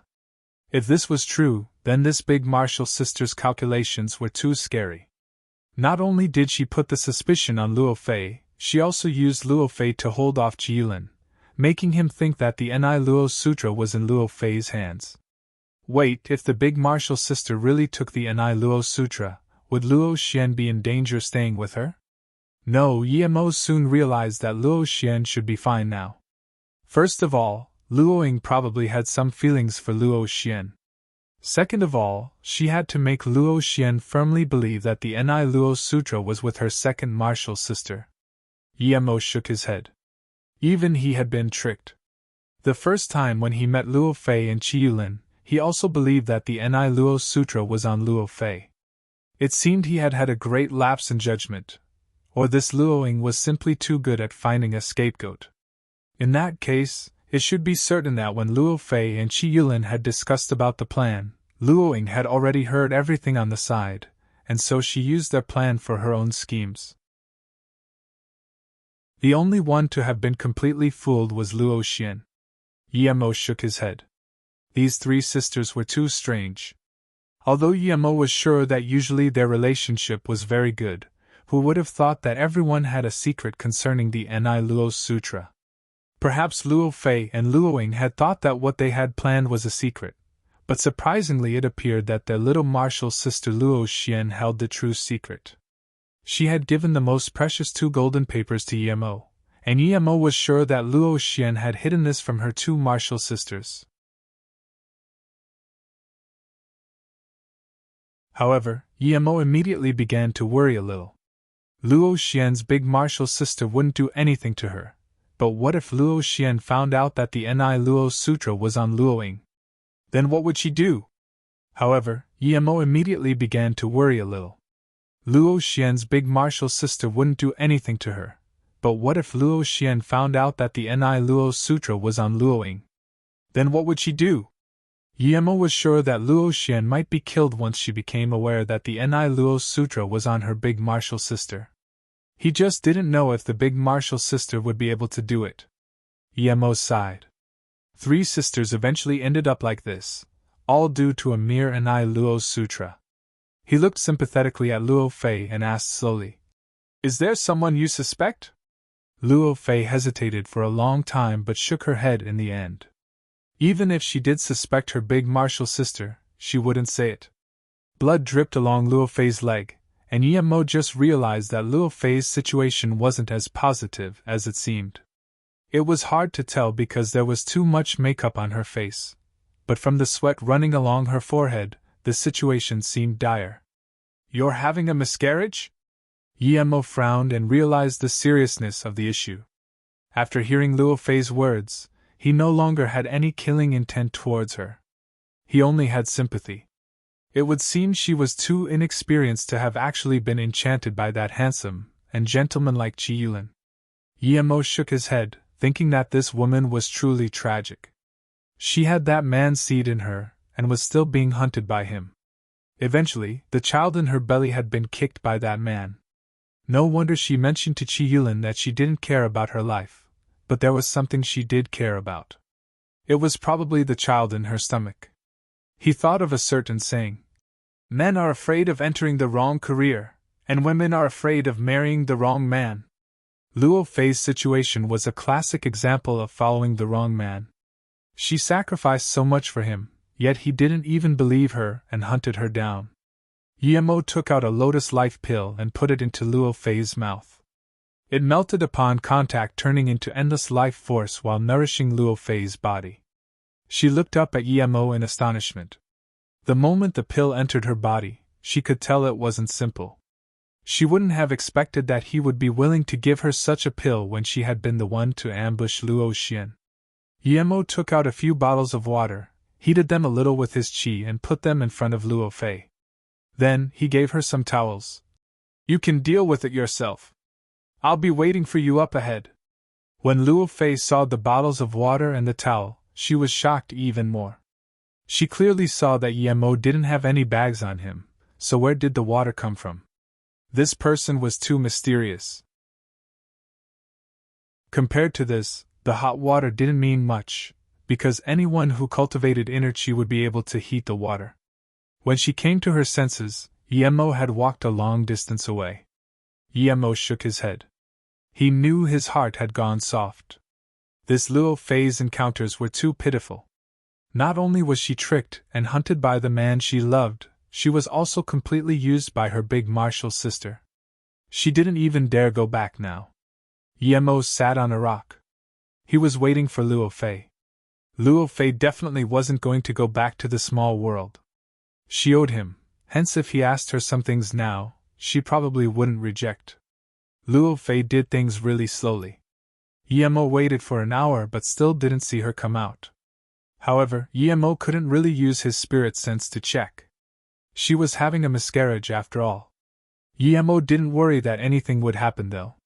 His Lotus Life pill was enough to cure something 10 times more serious. In his boredom, Yemo took out his phone and was about to call Zhang Jiayan. Luo Yu was developing and its fame was rising rapidly. This made Yemo very happy. The first step of his plan was already working.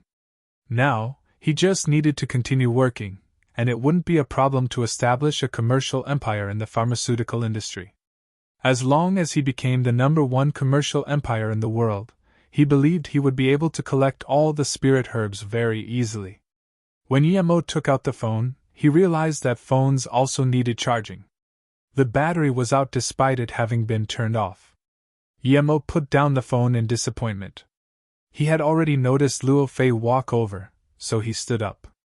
Luo Fei had removed her masquerade and seemed like a completely different person.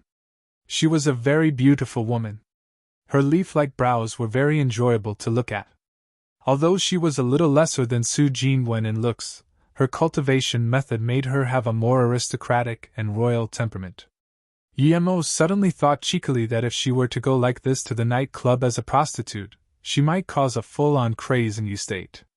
The lotus life seed was indeed a good thing. One couldn't tell what she had gone through at all. Even her face was ruddy. However, there was still a little sadness and despondency in her eyes, forming a stark contrast with her face. Seeing that her body was completely clean, Emo praised her in his head. She seemed to have taken a shower with that little amount of water. Women were really unimaginable creatures. He suddenly thought of Luoying. In the desert he had given her a pond, and at that time, Luoying had used that little amount of water to wash herself completely clean like the purest of goddesses. Luoying. Longing flashed across Emo's eyes. He had been searching for a few months, but there was still no news of her. Luo Fei walked in front of Emo and bowed respectfully before saying, "I don't know what Qianbei is called, but thank you for saving my life. I know that Qianbei must have something to ask me. I will tell you everything I know." Emo applauded this woman's intelligence. He waved his hand and said, "No need to call me Qianbei. I'm friends with Luo Xian. Luo Xian calls me Brother Yi, thus you can call me that too, or Emo is fine as well." Hearing about Luo Xian, Luo Fei got a little absent-minded again, but immediately came back to her senses. She looked at the powerless phone in Emo's hand and knew that Emo wasn't able to make a call. So, she passed over her phone and said, "Brother Yi, here is my phone. You can use it." Emo took it and gave Zhang Jiayan a call. Receiving a call from Emo, Zhang Jiayan was very excited. He had simply admired Emo's character before and followed him to Flowing Snake impulsively. But in this short time, they actually became hugely successful. Countless CEOs and managers came to Flowing Snake in person for no other reason but to see him. Zhang Jiayan reported the sales of Luo Yu Corporation in detail, but there wasn't much progress with the herbs Emo had asked them to collect. They didn't even collect some of the rare herbs, much less the spirit herbs. Emo was very disappointed. It seemed that Zhang Jiayan understood this problem as well, therefore Luo Yu was prepared to look for a partnership in Beijing in 2 days. According to their plan, they would look for 4 partners around the globe. Luo Yu would provide them with some ingredients to make the beauty pill, while they would in return help Luo Yu Corporation look for those materials.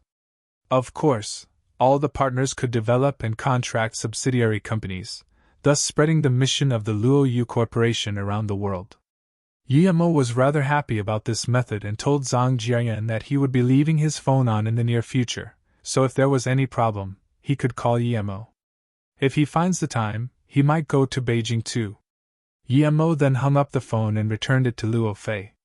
Luo Fei took the phone and looked at Emo in shock. "You are the big boss behind the Luo Yu Corporation?" Emo smiled. "You don't need to make me sound so mysterious. The reason I don't show myself is because I've got other things to do. Luo Yu Corporation is indeed mine.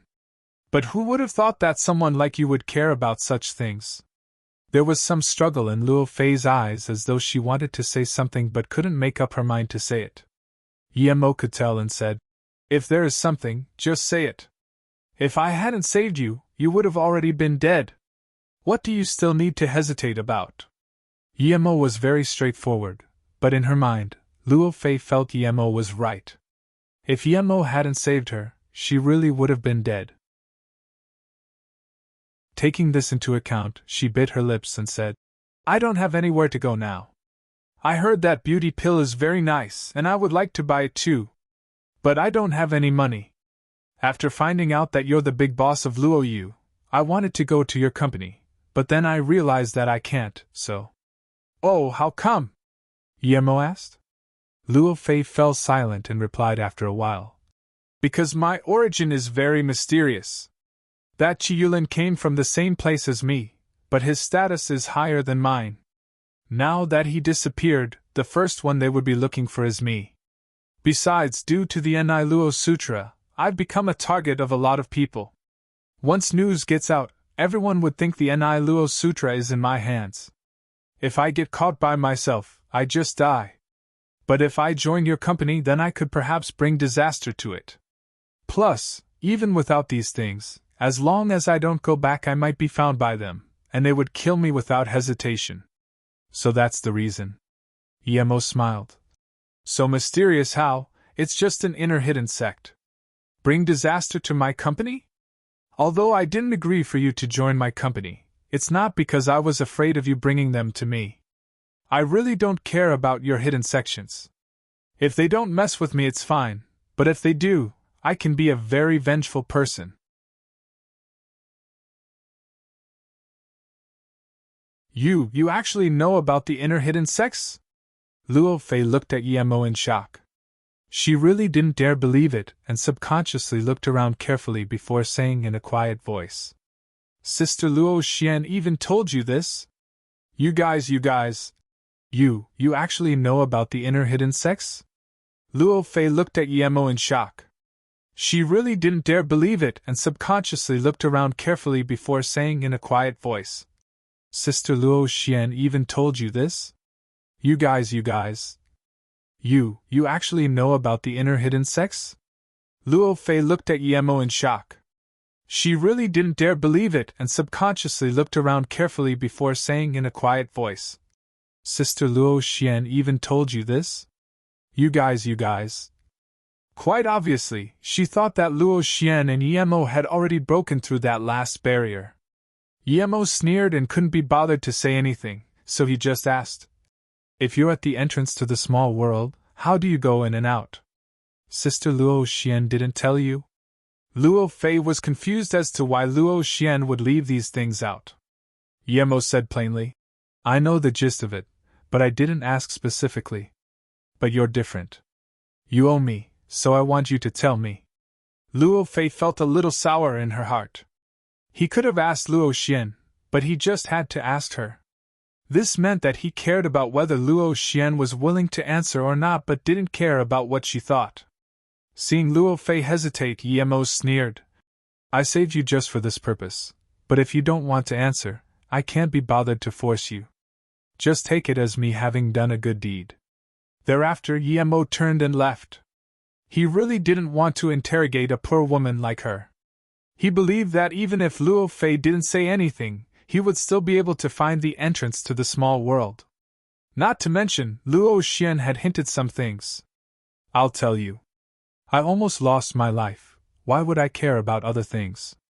But you mustn't try your luck and find the entrance, nor should you try to offend the people of the inner hidden sections. If you do, you'll die for sure. In the depth of the Sea of Clouds in the Hengduan mountain ranges, there's a natural 7-star formation. It's said to be 7 huge peaks. I don't know how this formation was formed, but the Tiankou position of the formation is the entrance to the small world. However, every so often, the entrance would change. Luo Fei saw Emo was going to leave and answered decisively. Then how did you guys go in and out? Although Luo Fei was a lot more specific than Luo Xian had been, Emo was still confused. Luo Fei said slowly, I heard that every 50 years, the field between the small world and the outside would loosen. The people from the small world would come out for experience, or in order to find some things. But each time, there are only 50 spots. This time, our sect sent the 3 of us. Usually, these squads have a great Heaven Qian Bei to lead them. Once they find out that one of us has disobeyed the rules, we will be killed immediately, and our sects will also be affected. Then that means you inner hidden sect people can't come out whenever you want? And you can't do whatever you like outside? Emo asked strangely. According to his conjecture last time, the 2 people of Tai Sui and Qinxue he had met had also come out this time. Luo Fei nodded. Yes, people can only come out when the time is right, but each time, you can come out for 3 years. Of course, the people can go back before 3 years, but they can't come out again. In theory, we aren't allowed to casually do things to people outside, but there are still some who kill ruthlessly nonetheless. In their eyes, the people of the outside world are like ants. And there are indeed no people to manage this. As long as you don't harm the benefits of the inner hidden sects, no one would care no matter how many bad acts you commit outside. So, if you were killed outside, would no one care as well? Also, the inner hidden sects don't allow the people coming out to cause trouble, but that trouble only means things that harm the interests of the inner hidden sections. Everything else doesn't count, is that it? Emo continued asking. Indeed, but for some larger sects such as the three big sects of the inner hidden sects, their core disciples will have Tao guardians protecting them. As long as they don't harm the interests of the inner hidden sects, they can do whatever they want. Aside from that, their Tao guardian would use this opportunity to search for cultivation geniuses to bring in. But once you go in, you can never come back out again unless you wait for the same opportunity 50 years later. Luo Fei nodded. Emo seemed to have understood the meaning of the inner hidden sections. He questioned further. If you inner hidden sect people come out and stay here, can you get away scot-free? Luo Fei shook her head and said sadly. No, if we stay outside, unless we die, we will be killed if we don't go back on time.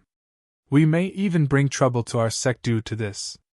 But that Qi Yulin said to find a quiet place with you and live with you for the rest of your lives, and you believed him? Plus, how would the people from inside know if you're dead or alive? The outside world is a big place. Emo looked strangely at Luo Fei. He was suspecting that she was lying. Luo Fei looked down and said, because he's the core disciple of one of the three big sects, Kuan-Qian sect. One of the enforcers is from the Kuan-Qian sect and his uncle.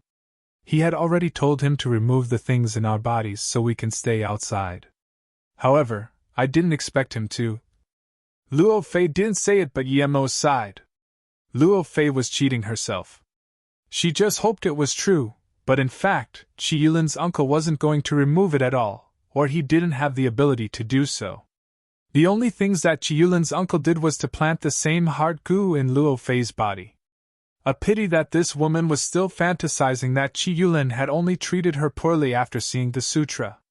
As though knowing what Emo was thinking, Luo Fei didn't explain. She instead continued. All of us inner hidden sect members who come out have an inner Qi restriction planted in us. If we don't return on time, the inner Qi would explode and we would die. So, although the restriction was removed, you were worried that the enforcer would know your position, and when he came to get you, you would bring trouble to the people around you, right? Luo Fei nodded and confirmed. Yes. Give me your hand. Emo was a little confused. He had been in contact with Luo Xian, but had never felt any inner Qi restrictions. Or was it that the person who planted this was much stronger than him? As though knowing what Emo was going to do, or perhaps because she was simply no longer an innocent young girl, Luo Fei gave out her wrist without hesitation. Emo grabbed Luo Fei's wrist and 3 pulses of Qi went through Luo Fei's chakra points and into her meridian. Luo Fei felt 3 warm flows go through the chakra points in her hand and slowly course through her entire body. There was a numbing yet warm feeling. This made her feel very uneasy, but at the same time she liked this strange warmth in her meridians. In the meantime, she was shocked about how strong Emo's power was. Half an hour later, Emo indeed found an ethereal gust of Qi. This Qi was completely different to the Qi Luo Fei was cultivating. It wasn't from her body. Clearly, this Qi was in hibernation and was very powerful. If it were to be fully released, even an Earth-level middle-stage warrior would die, much less a black level. Perhaps this Qi was the inner Qi restriction Luo Fei was talking about. Emo fell silent and let go of Luo Fei's wrist. He didn't try to remove that Qi, for he wasn't 100% confident he'd succeed. The person who had planted the restriction was a master. Seeing Luo Fei look at him worriedly, Emo plainly said, "Do you believe that the restriction was removed by Qi Yulin's uncle?" Luo Fei's eyes went dull, but she immediately shook her head. "Before he kicked my stomach, I believed him, but after that, I knew that everything had just been one-sided. I even started suspecting that his uncle hadn't removed the restriction and instead planted a tracking device in my body." Emo sneered. "You're not too dumb. I've removed the same heart goo in your body, and I did find a gust of Qi that doesn't belong to you. Its power could turn you to dust. Even I don't have a 100% certainty at removing it. After all, one accident and you die immediately." Luo Fei immediately said, "I don't care about death. I won't mind even if I die now. I have nowhere to go now, so if you're willing to help me then try whatever you like." If you think it's too hard, I'll still be very grateful to you and go find a place to face it alone. Having declared that, she seemed to no longer be lost. She had been tricked by someone she loved so much, and yet she had still believed him. She felt she might as well die. Yemo looked hesitantly at Luo Fei. If she hadn't wanted to tell him where the inner hidden sects were, he would leave without hesitation, but this woman seemed to be quite smart, and figured out his personality. She had told him about the inner hidden sects without him promising anything. This made Yemo rather hesitant about what to do. Okay, I'll remove it for you, but you need to cooperate. Also, your chi must follow the direction of my chi. Eventually, Yemo decided to help her for 2 reasons. One was because he wanted to see the power of this restriction, and another was to understand the way of cultivation of the inner hidden sections. Since once he tried to remove this restriction, Luo Fei would have to use her chi to cooperate with Yemo. He would get to know her cultivation method this way. Okay, I'll remove it for you, but you need to cooperate. Also, your chi must follow the direction of my chi. Eventually, Yemo decided to help her for 2 reasons. One was because he wanted to see the power of this restriction, and another was to understand the way of cultivation of the inner hidden sections. Since once he tried to remove this restriction, Luo Fei would have to use her chi to cooperate with Yemo. He would get to know her cultivation method this way. Luo Fei hesitated a little and agreed. She understood what it involved. But now, what secrets did she have in front of Yemo? Yemo knew everything about her, and even things she didn't dare think about. Besides, if she didn't agree, she would die. Yemo didn't care about what Luo Fei thought. He just grabbed her wrist and started to use his chi to remove the restriction. Luo Fei used her chi to follow the movement of Yemo's chi. 1 hour later, Yemo carefully enveloped that hidden chi inside her body and pulled it outside. Luo Fei also felt that chi that did not belong to her, and her face was scared pale. She was different from Yemo. Yemo was an outsider, and his chi was far beyond Luo Fei's strength. When Luo Fei felt that chi, she immediately knew that if this chi were to go berserk, she would be blown to dust. Such a heartless man! Luo Fei thought of Qilin. That man didn't even care if she lived or died. He was prepared to dump her somewhere outside by herself after he'd finished using her. As though feeling the nefarious intent of Yemo's chi, the chi inside of Luo Fei's body started to rustle. Yemo suddenly used his chi to kick this chi out of her body. Luo Fei didn't even have time to think before feeling this lacerating pain in her dantian. She immediately spat out blood. By then Yemo had already enveloped that chi and condensed his chi fire. He was going to burn away this chi. Even though if the chi dissipated, the owner wouldn't know it was forced out by someone, Yemo really didn't have the time yet to fight these guys, so he might as well be careful. Rumble! The chi made a huge sound under Yemo's chi fire. Yemo retreated a few meters, and the place he had stood at became a huge ditch. Luo Fei looked at that huge ditch in shock. If that chi had exploded inside of her, what would have happened? She looked gratefully at Yemo and felt more envious of her little martial sister. Why was her life so much better than hers? Even the man she found was countless times better than hers. Envy? Luo Fei quickly stopped her thoughts. The reason Yemo saved her other than her telling him about the inner hidden sects was primarily thanks to her little martial sister. She should be thanking Luo Xian. How could she envy her? Yemo turned back and looked at Luo Fei saying, Luo Fei, I believe you are fine now. All I want now is for you to find a place with no one else and hide. I believe the inner hidden sects won't be able to find you. Luo Fei hesitated for a moment and said, I don't know where to go now either. Although I haven't been out for long, I do have some expertise in herbs. If you agree, I can join your Luo Yu corporation. I believe there are few people who know more about herbs than me. Yemo felt moved. Yeah, she came from the inner hidden sects and the ancient martial arts system.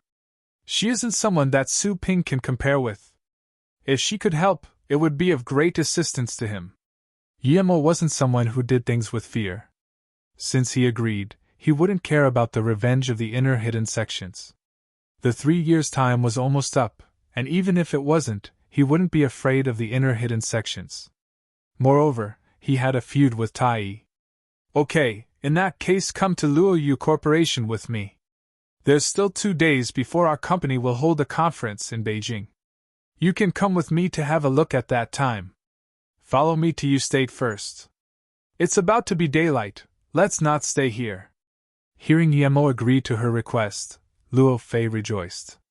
If Yemo hadn't agreed, she really wouldn't have known where to go. She didn't have any survival skills. Although she knew a little bit, it was very hard to survive in this society, much less earn enough money to buy the beauty pill.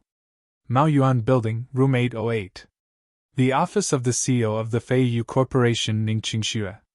It was Monday, and usually there would be a discussion about the new plan for the week.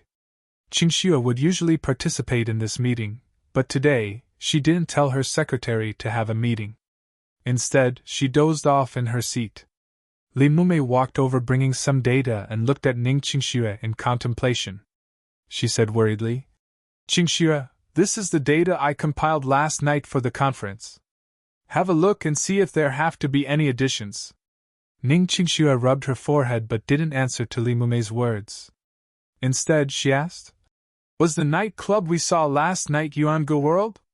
Li Mumei nodded. "Yeah, what's wrong, Qingxue?" She didn't think Ning Qingxue had changed her view of Yemo after her words. Not to mention, Ning Qingxue had also stated that what Yemo did had nothing to do with her.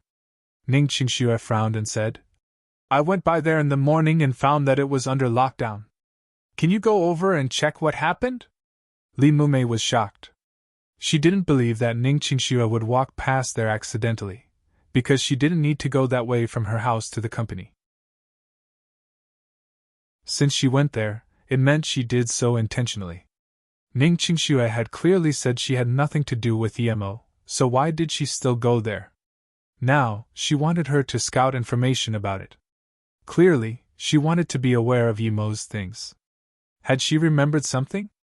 Thinking about this, Li Mumei asked, "Qingxue, did you remember something?" Ning Qingxue shook her head. "No, I just heard that there was a murder case there." Li Mumei immediately understood. She knew Ning Qingxue too well.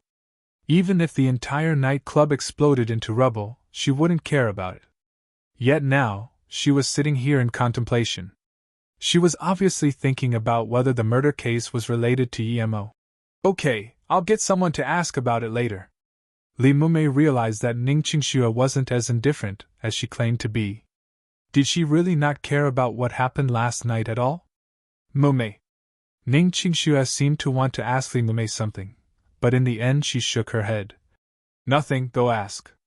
I'll have a look at the data." Afterwards, Ning Qingxue picked up the data Li Mumei had put on the table. However, although her eyes were on the data, the pages were turned upside down. Li Mumei saw that Ning Qingxue was absent-minded and sighed as she walked out of the office.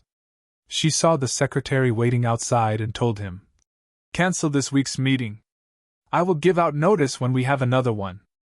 After Li Mumei had left for a long while, Ning Qingxue took out the necklace and looked at it before muttering, "Does he really have something to do with this necklace? How can that be? Master Wu Guang said this necklace was related to a Qianbei he knew, and Master Wu Guang was in his 70s. His Qianbei would have to be over 100. Knock knock. The secretary Xiao Yan came and looked at Ning Qingxue hesitantly. "What's wrong, Xiao Yan?" Ning Qingxue came back to herself and asked. Xiao Yan said carefully, "Just now, the T-Phone Corporation of U State came. Manager Tang believes they are here to cancel the agreement they just made with us. Manager Tang is having negotiations with them at this moment." "T-Phone Corporation? Didn't we just sign an agreement with them? Why are they canceling it?" As soon as Ning Qingxue asked, she realized she was asking the wrong person. She said, "I understand, you can go out first." Just when Ning Qingxue was prepared to go have negotiations with them, Manager Tang, who was responsible for sales, came in. Manager Tang was called Tang Lianshui, a past worker of Ning Zhongfei's. "CEO Ning." Tang Lianshui's face was full of guilt. Ning Qingxue said indifferently, Take a seat first. Did they already revoke the agreement with us?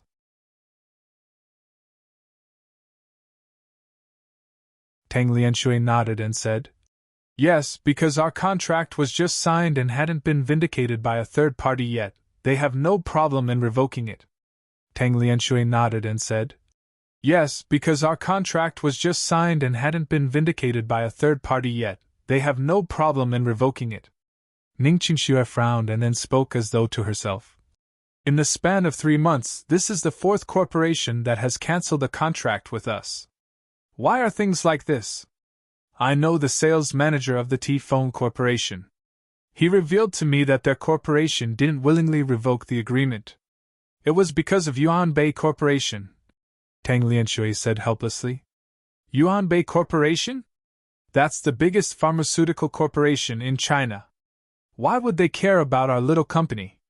Ning Qingxue asked unwittingly. Tang Lianshui sighed. He felt that lately, this young CEO no longer had the decisiveness from before. She seemed absent-minded all the time and forgot things easily. Now that she'd asked, he could only reply.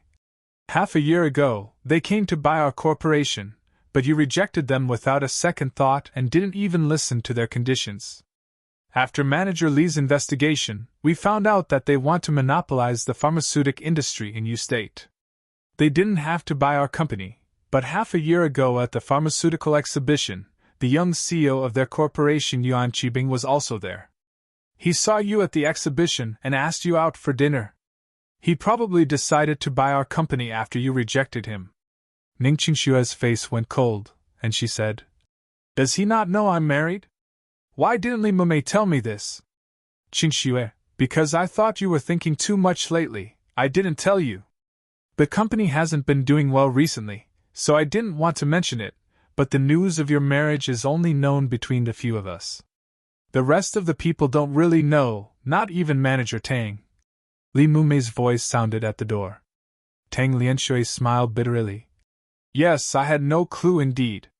Manager Tang, are you here to resign? Li Mumei looked at the resignation letter in Tang Lianshui's hands and frowned.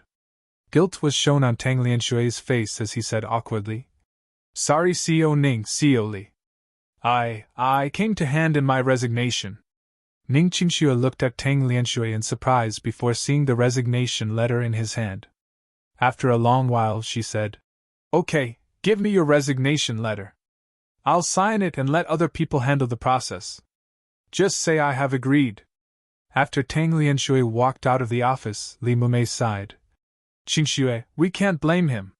His wife has to spend a lot in the hospital. All the while, our company is in a crisis, and we aren't doing any business, so he doesn't have enough money for his wife's illness. That's why he chose to resign. Ning Qingxue nodded. I know. I've been thinking about too many things lately, thus I hadn't realized some matters. Manager Tang is a capable man, but no matter how capable he is, if he doesn't have a good platform to operate on, he can't do anything. This is a problem of our company. Li Mumei nodded. That young CEO of Yuanbei Corporation is forcing you, and his means are disgusting, shameless. But they're the biggest pharmaceutical corporation of China, and no one is willing to annoy them. Also, in 2 days at the Beijing Luoyu Corporation Conference, they just might perhaps get the spot for Asia. Therefore other pharmaceutical companies are afraid of offending them. Even if you're only connected to Luoyu the slightest bit, you will still be earning big. Are they so sure that they will be chosen by Luoyu? Ning Qingxue frowned and said. Li Mumei smiled bitterly. Yuanbei is the biggest pharmaceutical company in Asia, and globally they're ranked in the top 5. Although the beauty pill's interestingness is completely unimaginable, it's merely a single product. Hence the power of Yuanbei is still far greater than Luoyu's. This is why I don't even think it's them asking to cooperate with Luoyu but the other way around. Ning Qingxue rubbed her forehead. She knew Li Mumei was right, but she didn't have any way to stop this from happening. Mumei, even if our company dies I won't sell it to them, Ning Qingxue said coldly. Li Mumei nodded. I know this company is the blood of your parents. I don't feel comfortable selling it to Yuanbei either. Still, if they continue to suppress us, we will be forced to shut down. Ning Qingxue nodded. No matter what, we still need to go to the Beijing conference. We need to try our luck. Luo Yu is looking for 2 partners in Asia. We can work hard and be the other one they choose. Li Mumei nodded but didn't speak. She knew that the possibility of that was too low. Also, if Yuanbei let out news that they don't like Fei Yu, then other companies wouldn't cooperate with Fei Yu either. Yuanbei Corporation had some status even in the international market. Their heart safety serum was renowned all over the world and earned huge profits for the company. Knock knock, Manager Yu of the Human Resources Department came in. She saw that Li Mumei and Ning Qingxue were both here and spoke worriedly. CEO Ning, CEO Li, there have been quite a lot of people resigning the past few days. Do you think we should do something? Li Mumei said straight up. There's no need. If they want to resign, they can. If we become the partner chosen by Luo Yu in 2 days, then that will be more convincing than anything. Seeing the manager of human resources leave, Li Mumei also felt helpless. Other people worked to be the chosen partner, but they worked hard to become the underling of the chosen one. The difference was too huge. However, Li Mumei knew in the depth of her heart that there were around a few hundred companies in Asia wanting to partner with Luo Yu or even more, and their company could only be ranked towards the end. Ning Qingxue didn't talk at first. Only after seeing that the human resources manager had left did she ask. Mumei, how was it? Li Mumei nodded and said, Last night, there was indeed a murder case at Yuange World. A counterfeiting boss was killed and nothing else, but what? Ning Qingxue quickly asked. I looked at the police footage and copied one over. Yemo indeed went there last night and asked for a beer, but he didn't even drink. He just sat for a while and left. He also gave a few $100s as a tip to a waitress. I went and questioned that girl, Li Mumei said. What did she say? Ning Qingxue didn't seem to notice that she was a little desperate. This was completely different to her previous attitude towards Yemo. Li Mumei looked at Ning Qingxue in surprise but still quoted. After he gave the money, he told me to bring him a beer and not disturb him. One extra word and he would leave immediately. The strange thing was that the time he left was very coincidental. When that Fei Fei of the nightclub had come back and that CEO Ching had gone to find her, a handsome man also came for Fei Fei soon after. It was at this time that he left the nightclub by himself. It's said that the police are suspicious of him, but they can't find him. What's that got to do with him? He didn't even go upstairs, Ning Qingxue said without noticing Li Mumei's strange eyes at all. By the way, Mumei, let's not care about such things. For now we still need to prepare for our trip to Beijing. My dad will go there tomorrow, and we can go there the day after. If we don't try, we have no hopes at all, but if we do, we will feel better even if we fail. Ning Qingxue finally focused her attention on the company. Li Mumei smiled bitterly. From the beginning to the end, it was you who told me to investigate. I really didn't want to care about this. But still, she felt Ning Qingxue was a little different now. To be exact, after she had told Ning Qingxue that she was married to Yemo, her attitude seemed to have taken a peculiar change. Perhaps she didn't even notice it herself, but Li Mumei saw it clearly as a bystander.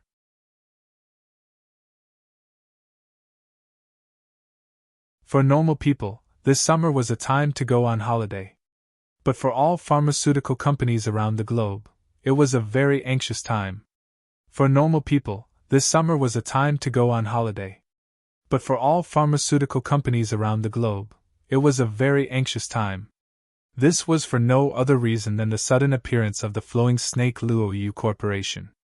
Compared to any other pharmaceutical company, the earnings of Luo Yu were thousands of times more lucrative, and this had upset the interest rules of any and every industry. It could be said that since the beginning of history, there hasn't been a single product that was this lucrative. And even though everyone knows it, they are still willing to buy it. One could imagine that if any pharmaceutical company had the slightest relationship with Luo Yu, then the profit this company earned would increase exponentially. But Luo Yu didn't need any partners. Anyone who wanted a partnership with Luo Yu was rejected. Even those who offered to help sell the Luo Yu products were rejected. Just when all the pharmaceutical companies in the world were watching this huge slice of cake in admiration, Luo Yu Corporation announced that they would be holding a conference and looking for partners. This news shocked the entire pharmaceutical industry. In this moment, Beijing became the focal point of the world. Why? It wasn't only because of the conference. There were also going to be large amounts of beauty pills sold there. They will also use this opportunity to push their new health pill.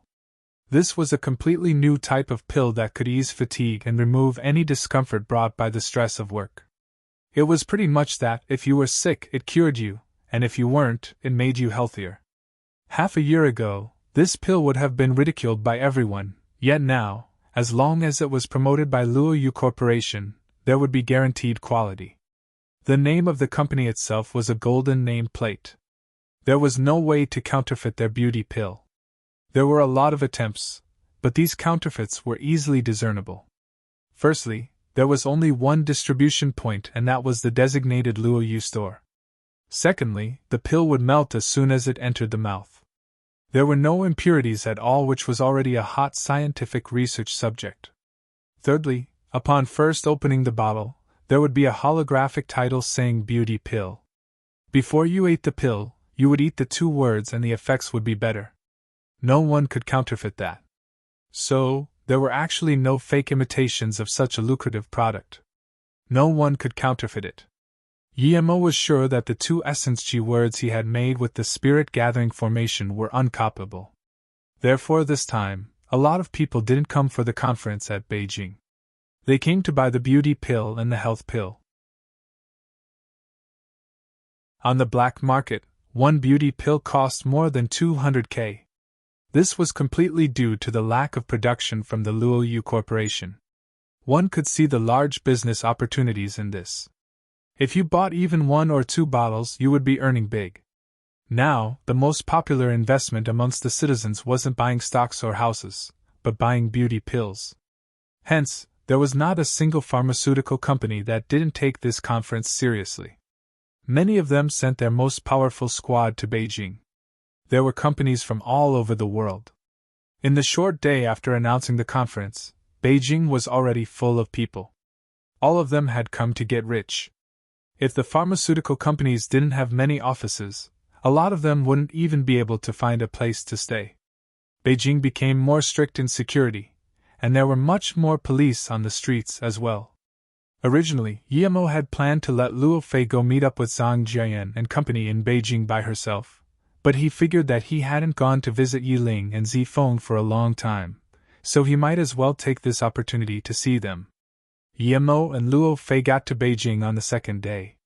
Since Yemo was with her, he didn't use the flying sword and took the plane instead. At the same time, Yemo taught some names and features of spirit herbs to Luo Fei. Compared to other people, her learning abilities were much better. When Yemo arrived at the Luo Yu Corporation's location in Beijing, the Yumao Hotel, Zhang Jian and Yu Miaodan and others were already waiting for him. This time, it was Yang Jiao and Han Zai in charge of security. There were 2 henchmen of Fang Nan who also came, since their martial arts progress had been good. Su Ping had to stay in Flowing Snake to look after production, so he didn't come. If Yemo hadn't told him not to, Fang Nan would have come personally, but Yemo had brought Luo Fei, who was enough to ensure safety. Luo Fei was far stronger than Fang Nan, and Zhang Jian was a yellow-level master himself. Although Luo Fei was from the inner hidden sects, she had been living in the city longer than Yemo and wasn't very rich.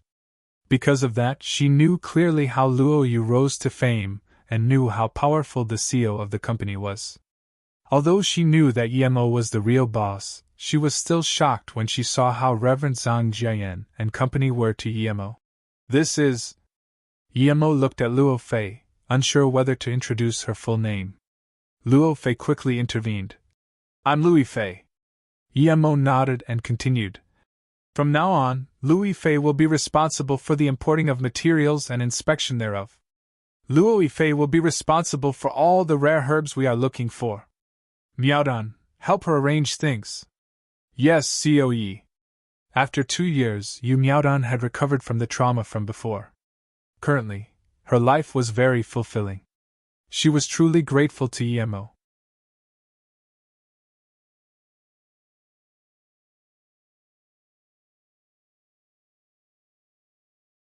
He had just come down from the plane and hadn't even found a place to live. Emo couldn't have made a counterfeit this quick. Also, one could tell there was some history to the bracelet. Although he didn't know why Emo's eyes were so good, he understood that Emo was no ordinary person. How could an ordinary person have such acute perceptions? In that case, please. Although he wasn't too willing, Ning Zhongfei still agreed to Emo's request. Emo and Ning Zhongfei found a place to sit. Seeing that Ning Zhongfei was still absent-minded, Emo wanted to ask, but Ning Zhongfei came back to his senses. He took out the bracelet and handed it to Emo. I bought this in America. Have a look yourself. Ning Zhongfei spent $8,000 on this. Although their company wasn't doing well, that little amount of money didn't mean much to him. Emo compared the two bracelets, and they were exactly the same indeed. Adding his sister's bracelet, there were 3 of these now. Emo put down the bracelet and asked Ning Zhongfei, May I ask where you bought this? Ning Zhongfei drank coffee like water, finishing it in one go, and replied, I bought this in Chinatown in the States. I felt it was good, so I bought it. Having compared it, is it the same as yours? Emo nodded. It is. Also, this bracelet was left behind by my mother, so could you please tell me exactly where you bought it? Furthermore, I wish to buy this at double the price. Would you be willing to sell it? Ning Zhongfei had bought this bracelet casually, and dumped it in his bag. He was going to bring it to Qingxue and didn't mind that much, since Emo wanted to buy it. If he hadn't seen Emo's bracelet, he would have rejected without a thought. But now, after seeing Emo's and knowing that what Emo said was probably true, it would be immoral to hold back someone looking for his kin for a bracelet. Ning Zhongfei said without hesitation, In that case, take it. Just reimburse me according to the original price. I bought it at Mingyu Balcony in Chinatown, you can go ask for it there. Ning Zhongfei didn't care too much about a few $1,000s. Emo sighed. Ning Zhongfei was a good person. At least in Emo's view, he was much easier to talk to than Ning Qingxue's mother Lan Yu. He wanted to help Ning Zhongfei a bit and said casually, In that case, thank you, older brother. I also came to Luoyu conference this time, but finding this bracelet was unexpected. I'm truly grateful. Please tell me your card number, I'll get someone to transfer to you now. You also came for the conference this time? May I ask which company you are from? That was the thing Ning Zhongfei cared about the most in this conversation up until now. Just when Emo was hesitating if he should tell Ning Zhongfei he was Emo, he thought about Lan Yu and Ning Qingxue's attitude to him, so he could only sigh. My company has only been established for a year, but I'm quite confident about this. Hearing that Emo's company had only been formed for a year, Ning Zhongfei immediately felt disappointed, but after hearing Emo's latter words, he quickly understood that Emo must have some connections. Of course, he only thought that those connections could help Emo find some branch contracts. Thinking about his company, he couldn't help but sigh. If our company hadn't offended Yuanbei Corporation, we would also be able to look for a company in order to be their lower branch. But now, sigh. How did you offend Yuanbei Corporation? Don't people say they're a good company and that it's highly likely that they will be chosen this time? Emo had heard this from Zhang Jiayan, but now that Ning Zhongfei told him this, he got confused. No matter what, Feiyu being a third-grade pharmaceutical company, it wouldn't offend an overlord like Yuanbei of their own will. Ning Zhongfei sighed and didn't speak. How could he not know that Yuanbei was the most likely one to be chosen? Yet now, if they were chosen, the situation would only be worse for Feiyu. Emo saw that Ning Zhongfei didn't speak and figured he didn't want to talk about it. Even what he had muttered before had been unintentional. Emo thought of the other company that Zhang Jiayan had mentioned, Lian Feng, and immediately said, In fact, I have some connections with Yuan Feng. Even if you've offended Yuanbei, that doesn't mean you won't have any cooperation opportunities. Perhaps if I speak with the person responsible for Lian Feng, They could collaborate with you. What? Are you really familiar with the people over at Lianfeng? This is great. I'm called Ning Zhongfei. What's your name? Ning Zhongfei stood up excitedly. Finally, he thought of asking for Yimo's name. Yimo smiled and said, Brother Ning, don't be hasty.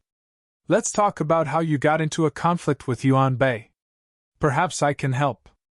Yimo thought that if the conflict wasn't big, he would let Zhang Jiayan mediate between the two. After all, their Luo Yu corporation had some status now. Ning Zhongfei sat down and sighed. He even forgot to keep asking about Yimo's name and said, The young CEO of Yuan Bei invited my daughter to dinner at an exhibition half a year ago. Then, his father told people to tell me that his son liked my daughter and wanted our two families to become one. I rejected. I didn't even tell my daughter. Yimo's eyes went cold. Where did they find the guts to try anything with Ning Qingxue? Although she had forgotten the things between him and her, she was still legally his wife. It seemed that this young CEO had decided to use his company to get revenge. How dare he? Ning Zhongfei continued. I know my daughter's personality. Even if the company bankrupts, I wouldn't let my daughter marry someone she doesn't like. Besides, she already has a marriage pact. Soon after, Yuan Bei wanted to buy our company, and my daughter rejected it. Afterwards, they would intervene whenever we made a contract with another company. Yemo was angry. Although he wouldn't go kill Yuan Qibing, this company was sent to hell in his heart. Contrarily, his impression of Ning Zhongfei was great. He didn't expect Ning Zhongfei to remember the marriage pact between Ning Qingxue and him.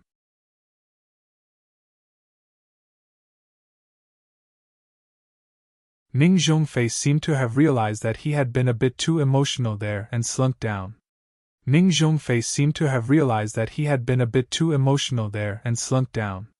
Yemo felt that Ning Zhongfei might have had too much hardship recently, and could only say, Brother Ning, when the car arrives before the mountain, there will be a road up. Why worry so much? Put in your application tomorrow for the conference. Although the Yuan Bei Corporation will be doing so as well, there's no rule that says they have to be chosen. Ning Zhongfei smiled bitterly. It would already be great luck for us to get a spot as a branch company. Then he shook his head. Although Yemo said he could help him talk to the Lianfeng Corporation, this spot would be very precious. How could someone he just met give him such a precious spot? Not to mention, Lianfeng Corporation only had hopes of being chosen. Even though they weren't small, they were only ranked in the top 10 in Asia. This was far from Yuan Bei. Yemo listened and knew that Ning Zhongfei didn't have high expectations, so he persuaded. Brother Ning, everyone can apply in the conference. If you just care about a branch spot, then you might lose your opportunity. I suggest you still go try. How do you know you will fail if you don't give it a go? If you try, there's nothing to regret, right? Ning Zhongfei's eyes brightened up while listening. Yeah, who said it had to be Yuan Bei that was chosen? After all, Luo Yu didn't have any criteria for accepting. Who said their Fei Yu Corporation couldn't be chosen? Plus, even if they couldn't, he had to try at least. If he did and it still didn't work out, he would accept fate. Considering this, Ning Zhongfei patted the table and stood up. Yeah, how do I know I can't get it if I don't try? Okay, I'll do my best. Thank you, brother. Then, Ning Zhongfei turned and left. He was going to organize their profile again during the night. He had experienced all sorts of hardships. How could he lose the will to fight now? Yemo smiled. Okay, so he was being brothers with Ning Qingxue's dad. What was this? But he still called out. Wait, Brother Ning, give me your bank details. I'll transfer the money later. Ning Zhongfei's ecstatic voice sounded. A few thousand is nothing, you can pay for the coffee today. I'll go back to prepare my profile. Regardless whether I succeed or fail, after the conference, I will come looking for you. If it doesn't work out, I might need your help with business in the future. After declaring this, he walked out of the cafe and chose to believe Yemo's words without hesitation. Yemo sat down helplessly. He hadn't been sure whether Ning Zhongfei had seen him before, but now it was obvious he didn't know him. Yemo shook his head and picked up his phone to call Zhang Jiayan. "Co Yi?" "Yes, it's Zhang Jiayan." Yemo had just left, and he was calling back. Zhang Jiayan felt strange, but he presumed something had to be up with Yemo. He rarely called if there wasn't. "Brother Zhang, there's a Unveil corporation that will be coming to the conference. I investigated them, and they really aren't up to standard. Leave them out of this. Also, we'd planned to choose 2 from Asia, but now, change that to 1 and give it to the Feiyu Corporation of U State. Their CEO, Ning Zhongfei, is a good and very capable person. As for their branch companies, leave that up to them." Yemo thought that it was the same no matter who collected herbs for him. Since his father-in-law was interested, he might as well give it to him. That Yuanbei Corporation Yuan Qibing dared scheme for Qingxue. This made him very angry. If it wasn't because he wanted to go to America and look around, he'd like to go teach him a lesson right now. "I understand. Aside from that, Manager Yu has transferred 10 million into your card," Zhang Jiayan mentioned. Seeing Zhang Jiayan had hung up, Yu Miaodan looked at him strangely and asked, "CEO Zhang, didn't Big Boss just leave? Why did he call?" "CEO Yi told us to ignore that Yuanbei Corporation and give the spot to Feiyu Corporation and only them. He said he'd investigated that Yuanbei Corporation and didn't like them," Zhang Jiayan replied. Yu Miaodan wondered out loud. "CEO Yi usually doesn't even care about such little things. He was just here and he didn't care. Why would he suddenly think of this? Also, he couldn't have gone to investigate Yuanbei Corporation. Although they are the biggest corporation in Asia, I don't think he even considers them to be significant." "Yang Jiao, what are you laughing at? Tell me." Yu Miaodan suddenly saw Yang Jiao snickering on the side and immediately asked. Yang Jiao and Han Zai have been living a very comfortable life now. They had nothing to worry about, and their salary was absurdly high. They've already bought houses in Flowing Snake. Now, if they were sent to live the killer life again, they might as well die. So, not only were they respectful to Yemo, but to Zhang Jiayan and Yu Miaodan as well. However, he just couldn't help but laugh after hearing Yu Miaodan's words. Other people didn't know why Yemo took care of Feiyu Corporation, but he knew all too well. He had investigated it countless times and Ning Qingxue had been one of his targets before. "Manager Yu, I just laughed for no reason, Yang Jiao didn't dare expose what Yemo thought, and was annoyed at himself for not being able to control himself. Yu Miaodan said casually, "Oh, it's fine, you don't have to say it. Then, Yang Jiao, you can take the plane back to Flowing Snake this afternoon. We're fine with just Han Zai here. You won't get your holiday next season since you need to work extra shifts." No, please Manager Yu, I'll say it, so please." Yang Jiao cursed in his head.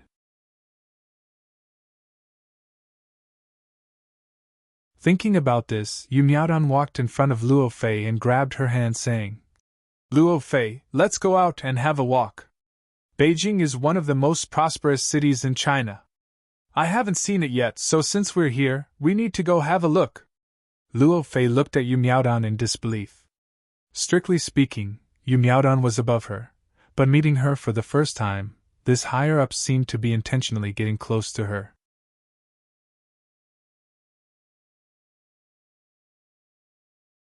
"Big brother, why are you here?" Yi Zifeng was very happy to see Yemo had come to visit him. Yemo usually disappeared for a year or half, and you could rarely ever meet him. He didn't expect Yemo to come see him now. "Big brother, why are you here?" Yi Zifeng was very happy to see Yemo had come to visit him. Yemo usually disappeared for a year or half, and you could rarely ever meet him. He didn't expect Yemo to come see him now. Yemo smiled. "I came to see you and Yiling." "Where is Yiling?" Yi Zifeng said helplessly. "She had arranged to go mountain hiking with friends. Should I call her?" Yemo stopped him. "No need, let her go play. If Yiling knew that you came back, and she didn't see you, she'd be sad. She's been hoping for you to visit every day, and when you finally came, she went hiking." Yi Zifeng smiled. Yemo saw Yi Zifeng's state and knew he had been living quite well recently, so he asked casually, Zifeng, how's life for you here? Yi Zifeng nodded. It's quite good, probably all because of Grandpa. No one is trying to trouble me, and I've also entered the political scene. Grandpa is starting to transfer things to me, both big and small. In that case I can rest easy. Yemo nodded and said. He was worried about Yi Ling and Yi Zifeng the most. Since Yi Zifeng had found what he wanted to do now, he could rest assured. Otherwise, he might have brought Yi Zifeng to Flowing Snake. Big brother, don't worry. Although our Yi family isn't the biggest family in China now, no one can attack us in the dark. Not only is Grandpa close with a few international leaders, but Elder Tan and Feng also come frequently to chat with Grandpa. Still, Grandpa said that it's mainly because of you standing behind the Yi family. If it wasn't for you, then we wouldn't have such glory, Yi Zifeng declared without any concern. Yemo nodded. He could tell what Yi Beirong was trying to do, but he didn't mind. After all, Zifeng and Yi Ling were also here. It was fine if they borrowed his name. However, Yemo didn't think that they were afraid of him. Ever since Elder Tan and Feng appeared, he would never underestimate the power of a country again. He was only going to be concerned though, he wouldn't be afraid. The thing was, if he didn't reach stage 4 in time, facing the revenge of Tan Jiao, his entire family would perish. He had no chance of victory against Tan Jiao at level 3. He wouldn't even be able to get away. And Yemo believed that if he was no match for Tan Jiao, then even if Han Zixin and company wanted to help him, they wouldn't do it directly. These people were very realistic. But he wouldn't look down on them due to this. It was already very great that Elder Han spoke up for him when Tan Jiao was looking for trouble. So he was very careful. Since there was a Tan Jiao, who knew if there wouldn't be a Li Jiao or a Zhang Jiao? Would a country not have any backup? Was the government really being suppressed by the hidden sects? Yemo doubted this, but he wouldn't go investigate. His principle was to not mess with those who didn't mess with him. Plus, he was more unwilling to act against the country. Elder Han said if you came back, you should have a chat in his house if you had the time. Aside from that, Zhang Ju and Brother Li who have come for you many times. They keep saying they can't reach your phone. Yi Zifeng continued. Yemo nodded. I have some business this time. I'll go see them the next time I come back. And if Yi Ling comes back and doesn't like living here, tell her to go to Flowing Snake. I have some assets there. Oh? Yi Zifeng asked. Are you leaving already? Yes, I still have things to deal with. By the way, the bracelet you told Yi Ling to bring last time was left for me by my mother, correct? Did she have anything else to say to me? Yi Zifeng confirmed. Yeah, when father left, you and Yi Ling weren't there. He told me to give you the bracelet saying your mother left it behind, but he didn't say anything else. Yemo frowned. Did he say where my mother had gone? Yi Zifeng shook his head. No, but... But what? Yemo asked immediately. When I was very young I heard my parents argue once. Then my mother said, why don't you go abroad and find that bitch, after which, Dad and Mom separated. A few years later, Mother also left the Yi family. I don't know if my mom was talking about yours, Yi Zifeng said sadly. After his mom had left, he searched everywhere with Yi Ling but didn't find her. Yemo said, Okay, since you've got more resources now, spend some more time looking for your mom. I'm going, but after I come back, I'll come visit you and Yi Ling again. Also, give this pill to Yi Ling for her to eat. Then Yemo passed the bottle to Yi Zifeng. Yi Zifeng took the bottle in shock and asked, Big brother, don't tell me this is the beauty pill? Yemo smiled. Tell Yi Ling that after she eats this, she'll no longer need to eat a beauty pill again. This is countless times more precious than the beauty pill. Well then, I'll be going. Yi Zifeng was frozen on the spot for a long time. What pill could be countless times more precious than the beauty pill? How could Big Brother have such a precious recipe? He suddenly thought of the pill Yi Ling gave him to eat last time. After he ate it, his wounds recovered very quickly. Where did Big Brother get these pills from? Zifeng, did your Big Brother come back just then? Yi Beirong's voice sounded outside. Yi Zifeng came back to his senses and quickly walked to the door. Yes, Grandpa, Big Brother came to visit me and Yiling, but Yiling has gone hiking. Big Brother said he's busy and would come again.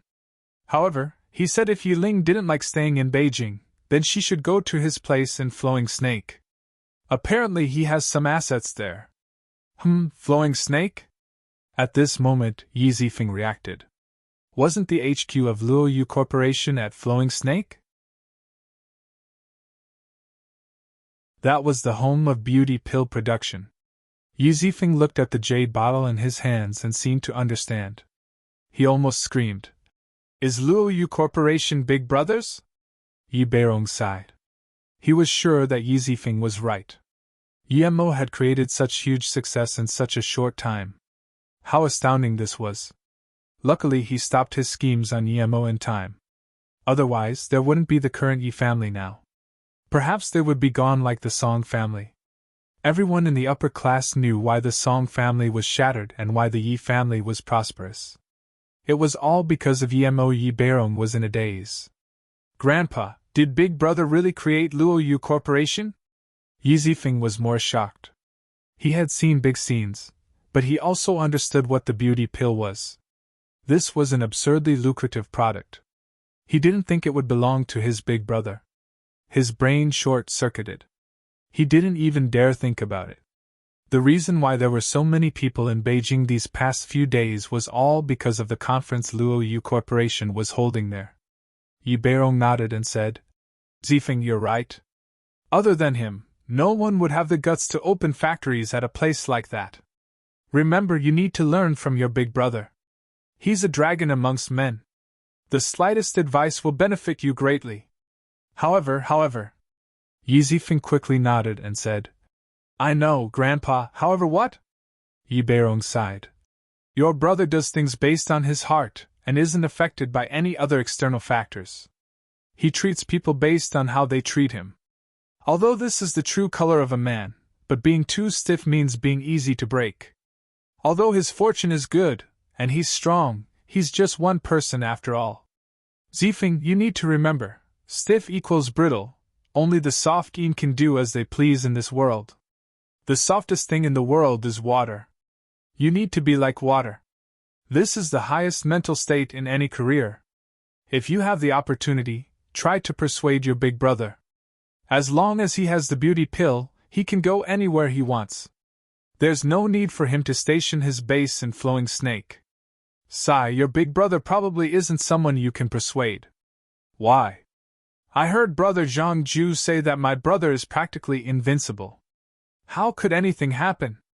Yi Zifeng asked confusedly. He really cared about his big brother, and didn't want anything bad to happen to him. Yi Beirong said slowly. Invincible? There are many capable men in China. Who can claim to be invincible? Not to mention, Flowing Snake is on the border between China, Vietnam and Luosi. And the place Luoyu is at is pretty much Vietnam's land. Originally it was a deserted and chaotic place, so that. But now, due to the expansion of Luoyu, it is growing more prosperous. A prosperous place without the protection of an army, what do you think will happen? Yi Zifeng suddenly stood up and said worriedly, Grandpa, you're saying that Vietnam and Luosi will attack Flowing Snake? Are they not afraid of China? Yi Beirong said plainly. Scared of China? 1. Luoyu isn't registered in China. 2. Their territory belongs to Vietnam. What reason does China have to send reinforcements? Furthermore, a lot of people feel threatened by your big brother. Who would be willing to mobilize troops for him? Of course, this is just my guess. After all, this sort of thing might cause international conflict, thus even Vietnam and Luosi need to be mindful.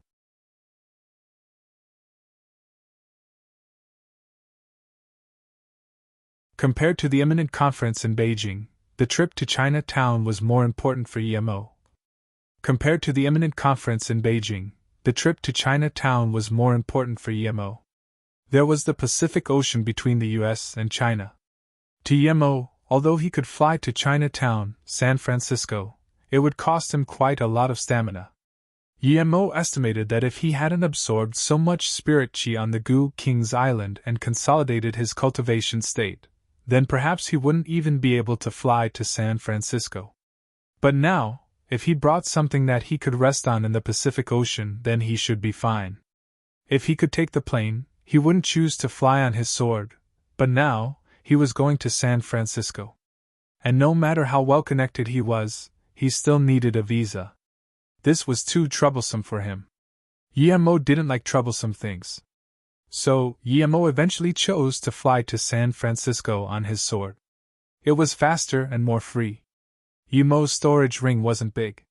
He stored some food and water in it, and then bought 2 inflatable boats before heading to San Francisco. The amount of people in Beijing these few days far exceeded expectations. As more and more people rushed into Beijing, Luoyu Corporation felt the importance of the conference. The reason they chose to have the conference in Beijing was because they knew how much rapture it would cause. Above everything, Beijing was the capital of China. There wouldn't be a problem no matter how many people came. If they chose another city and too much people came causing serious consequences, then they wouldn't be able to handle the aftermath. Although there were many people here for the business opportunity, most of them were here to buy a bottle for themselves, since the outlets in other regions were out of supply. This massive surge in population brought great pressure to the security of Beijing. The Beijing government had notified Luoyu Corporation to bring the conference forward to avoid bringing more people into Beijing. Luoyu Corporation made the quick decision to immediately resupply at the 10 outlets in China and started to sell more of the beauty pill, and even pushed out the health pill early. On top of that, they held the conference a day earlier. This immediately resulted in a smaller population flow to Beijing. Still, journalists from all over the world were still rushing in. Ning Qingxue and Li Mumei traveled to Beijing in the middle of the night for no other reason but the earlier conference date. This sudden change in date caught a lot of people off guard. Beijing's De Tang Hotel was a 5-star hotel not because of how lavish the design was, but because it had a first-grade international meeting room. Today, there was a sea of people outside it. All sorts of journalists had rushed here, because the conference was going to be held here.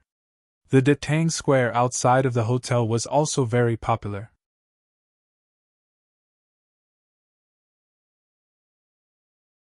Not only was he good-looking, he was one of the most successful young people in China.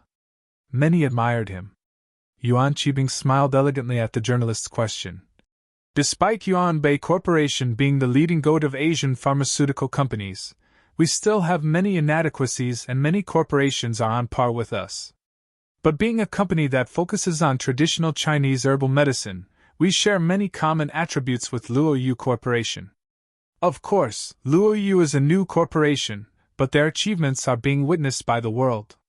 The beauty pill they created is superbly astounding, just like the heart safety serum we have made.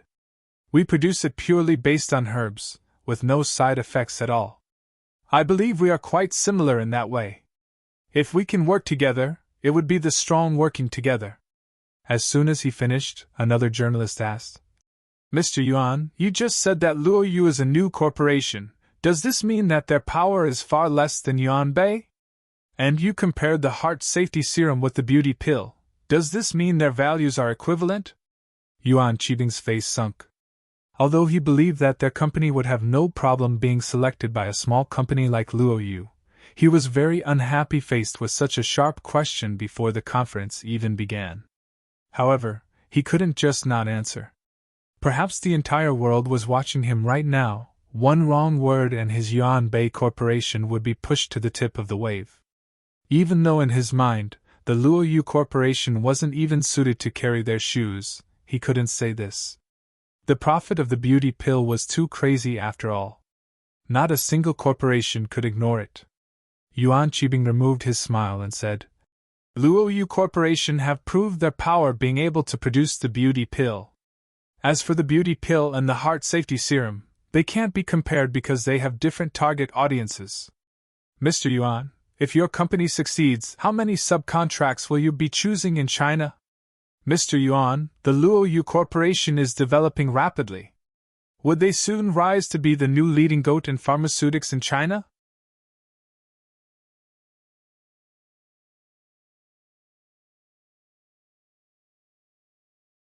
We still have things to discuss, and there's a lot of journalists waiting for you. You don't need to waste your time here. Ning Qingxue coldly stopped his words. Yuan Qibing's smile receded. Although Yuanbei Corporation isn't overly big, our words still carry some weight. I believe your situation hasn't been well recently? Otherwise, you wouldn't be at a conference you obviously have no hope for. Why still reject me? Yuan, we don't welcome you here. Our well-being has nothing to do with you. Ning Qingshue's tone grew colder and colder. Yuan Qibing looked at the frosty queen Ning Qingxue and couldn't resist the urge in his heart. He had made up his mind, no matter the cost, he was going to get his hands on this woman. It seemed hearing the loud noise over here and seeing one of the sources was Yuan Qibing of Yuanbei Corporation made many journalists rush over. Qingxue, your company is also here? A female journalist called out in joy. Ning Qingxue looked at this female journalist. She knew who this journalist was, Xiao Lei, a very famous journalist in Beijing. But they weren't even familiar, so why did she act like she was acquainted with her? By the way, I saw your husband Yemo in Beijing the other day. Are you guys okay? Xiao Lei finished and felt she shouldn't have said that. How could she bring up Yemo for no reason and ask something like that? She clearly knew that they weren't doing well, yet she asked a question like that. However, she didn't expect Ning Qingxue to smile and say, "We're good, thank you for your concern." You're already married? Yuan Qibing frowned. That was horrible for him. He didn't even think before asking that question. Ning Qingxue sneered.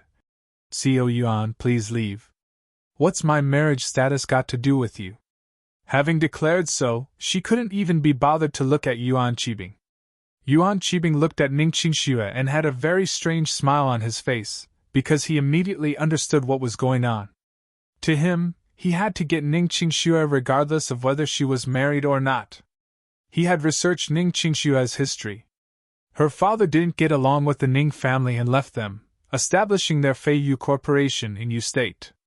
Other than that, Ning Qingxue was obviously still a virgin. There were no signs that she had been married. With his experience of going through the flower field, he could tell this with ease. Ning Qingxue and Yemo's story might have created quite the news in Beijing before. It was locked down quickly with the power of the Song family.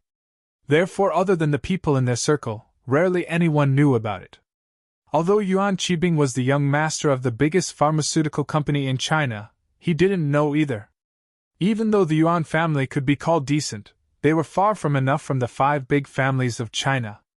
They couldn't even step foot in that circle. Although Ning Qingxue had lost some memories, her long-time experience being the decision-maker of the company meant that she was good at observing facial expressions. She could feel something wasn't right by the way Xiao Lei mentioned Yemo. Xiao Lei was tall and had good skin. Being a beautiful journalist in China, she had her advantages. She didn't think she was very familiar with Xiao Lei up till now, but did they perhaps have any connection due to Yemo? Thinking about this, Ning Qingxue wanted to ask Xiao Lei afterwards. The conference is about to begin. May all the corporate representatives please enter. Journalists please remain outside. After the end of the conference, there will be a press conference. The announcement sounded, and Yuan Qibing left while looking at Ning Qingxue one more time. The reason why Yemo had prepared inflatable rafts was because he was afraid that with his current chi reserves, he wouldn't be able to fly to San Francisco in one go. Although his spirit chi was much more plenty than before, San Francisco was too far from Beijing. It was almost 10,000 km away. 5 times the distance to Hong Kong. He didn't want to fall into the ocean midway due to lack of chi. Although he could stop his sword in midair and rest, Yemo didn't want to do that. He felt it was dangerous to rest in the air. With his current skill, he couldn't go much higher into the sky. If he were scanned by some satellite, and believed to be some alien, he wouldn't be able to survive a missile barrage. So, he needed to reduce the time he spent in the air, and he keep up his speed in order to avoid the notice of the military. He chose to leave at night. 2 hours later, Yemo opened the inflatable raft and landed in the Pacific Ocean. Although more than half his chi had been depleted, he could still continue flying. The reason he stopped was because Yemo felt like he was being watched.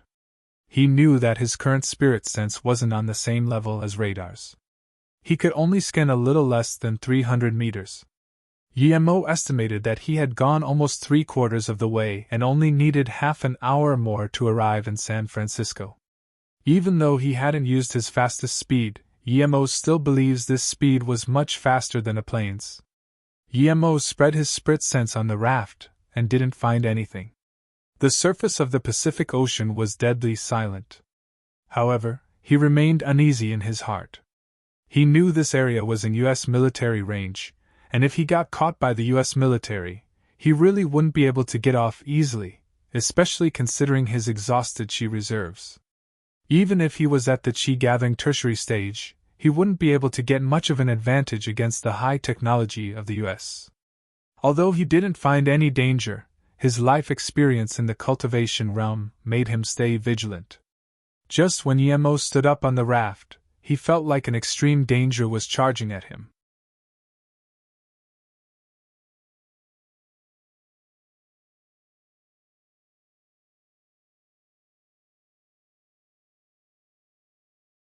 More than that, if you can find 10 or more, then our corporation will build a beauty pill production factory for you, also providing technical assistance. Yu Miaodan said without hesitation. The scene quieted down. So every company stood a chance. Those who knew how to find rare herbs were already thinking of ways to gather 10 types of herbs Luo Yu needed. To build a beauty pill production factory, this meant money rolling in. However, people also seemed to realize how hard it would be to find those 10 types of herbs. May I ask COU if we will have the opportunity to participate in the sales of the beauty pill and other products of your company? A foreigner with stuttering Chinese asked. Yu Miaodan smiled and replied, Of course, all partners of Luo Yu will have the opportunity to sell our Luo Yu products. The amount will depend on the amount of ingredients your company refines. Which also means that partners will be directly responsible for subcontractors. The more ingredients you refine, the more sales you may have.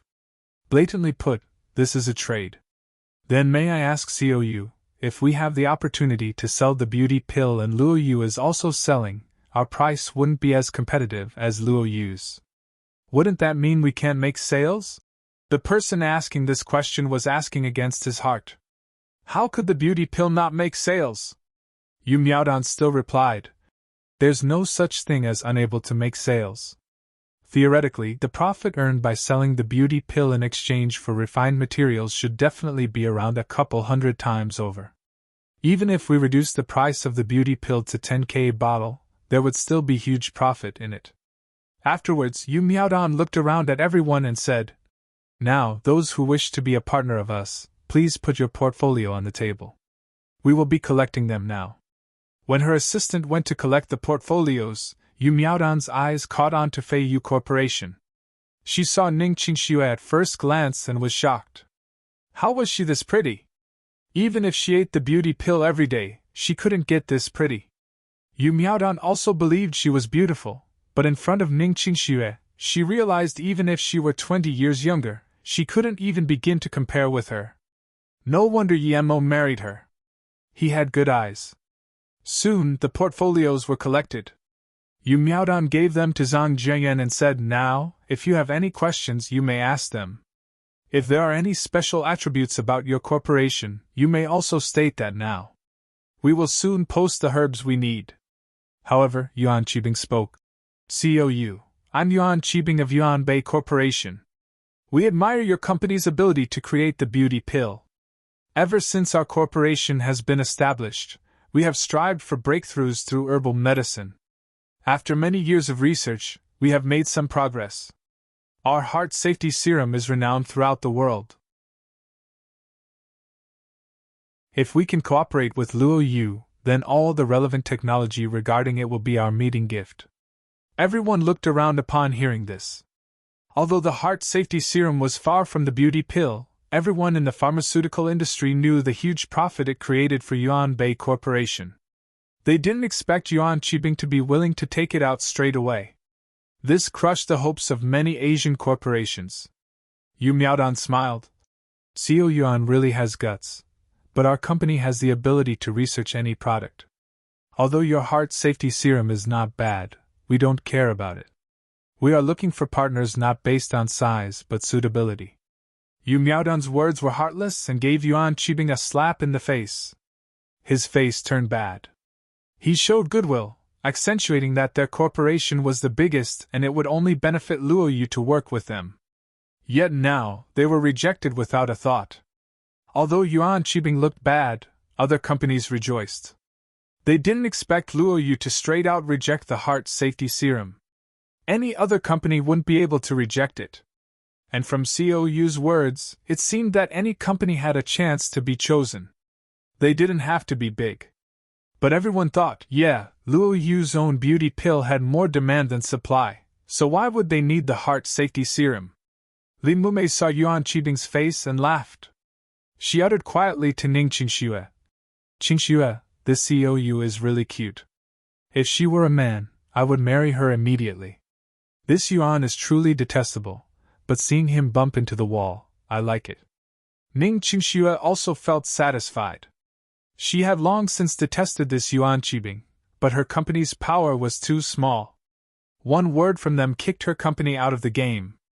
I feel that our portfolio is too simple. Ning Zhongfei saw everyone else's were a full stack, but theirs was only a few pages. Dad, we weren't planning to be chosen as partners anyway. We'll just wait and see who gets chosen as partner, and we can try for their subcontractor position. I just didn't expect Asia to be reduced to one. This isn't good news for us. Ning Qingxue replied.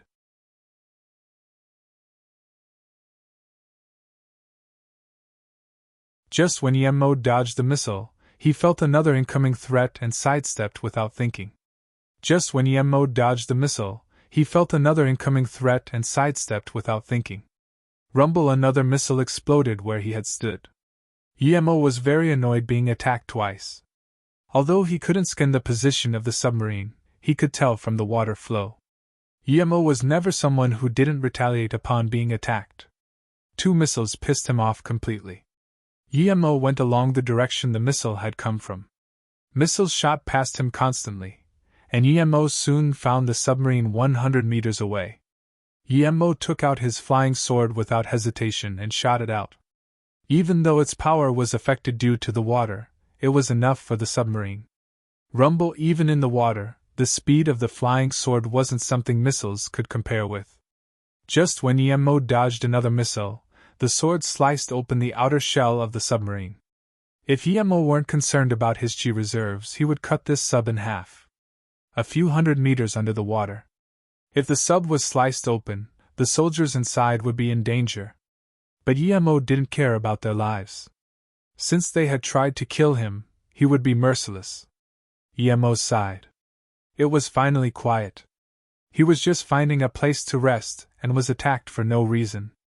Although he had taken the submarine out, he was still unhappy. But just as Yemo was about to resurface, he found there were still a few patrol ships on the surface. So it was a fleet. Yemo shook his head. He didn't have any interest in murdering this fleet, yet he also knew that news of him could get out. In time, he might be surrounded. Even though Yemo wasn't afraid of being surrounded, he didn't like such pointless battles. 1. He wouldn't get anything out of it, and 2. There was no point. Since he wanted to avoid battle, Yemo could only pass through by the ocean floor. 2 hours later, Yemo came out from a desolate area of sea. Although his chi was seriously depleted, he still went on the flying sword and headed for San Francisco. Yemo was scared he would cause more trouble if he stayed in the ocean. At the same time, the HQ of the U.S. Navy received urgent news. A fleet of patrol ships had found a UFO, possibly alien. This news was quickly sent to the Pentagon, and the White House reacted immediately by sending backup. Yemo was right. The place where he fought had already gathered a large amount of U.S. Marine military power. The White House established the highest level state of alert, and told the world that there was a UFO in the Pacific Ocean. The U.S. Marines fought with the UFO and lost one nuclear-powered submarine SSM-6120. No troops from the submarine survived, and the UFO had also disappeared. It was suspected to be an alien invasion. Compared to other conferences, Luo Yu's efficiency was much better. It took only 2 hours for the companies to be selected. Unlike other conferences where it would take a whole month. Everyone felt anxious waiting for the announcement. Qingxue, I feel the Asian spot won't necessarily be for Yuanbei Corporation. Did you notice that Luo Yu's CEO doesn't really like that Yuan Qibing? Who does he think he is? Li Mumei whispered by Ning Qingxue's ear. At this moment, Wu Chang walked in front of Fei Yu's position and took out a letter for Ning Qingxue. CEO Ning, I am sorry. I have come to Fei Yu Corporation's area, because I have no choice. Our CEO Yuan gave this for you. Wu Chang, don't call me CEO Ning. Take your things and leave, Ning Qingxue said coldly. Li Mumei also sneered. Wu Chang, you traitor. Piss off. But CEO Ning, CEO Yuan is also doing this for the benefit of Fei Yu Corporation. He wants to invite you tonight. Wu Chang didn't dare answer Li Mumei and just continued talking. Before Wu Chang had finished, Ning Qingxue slammed the table and stood up, throwing the letter on the table before saying coldly to Yuan Qibing, who wasn't far away.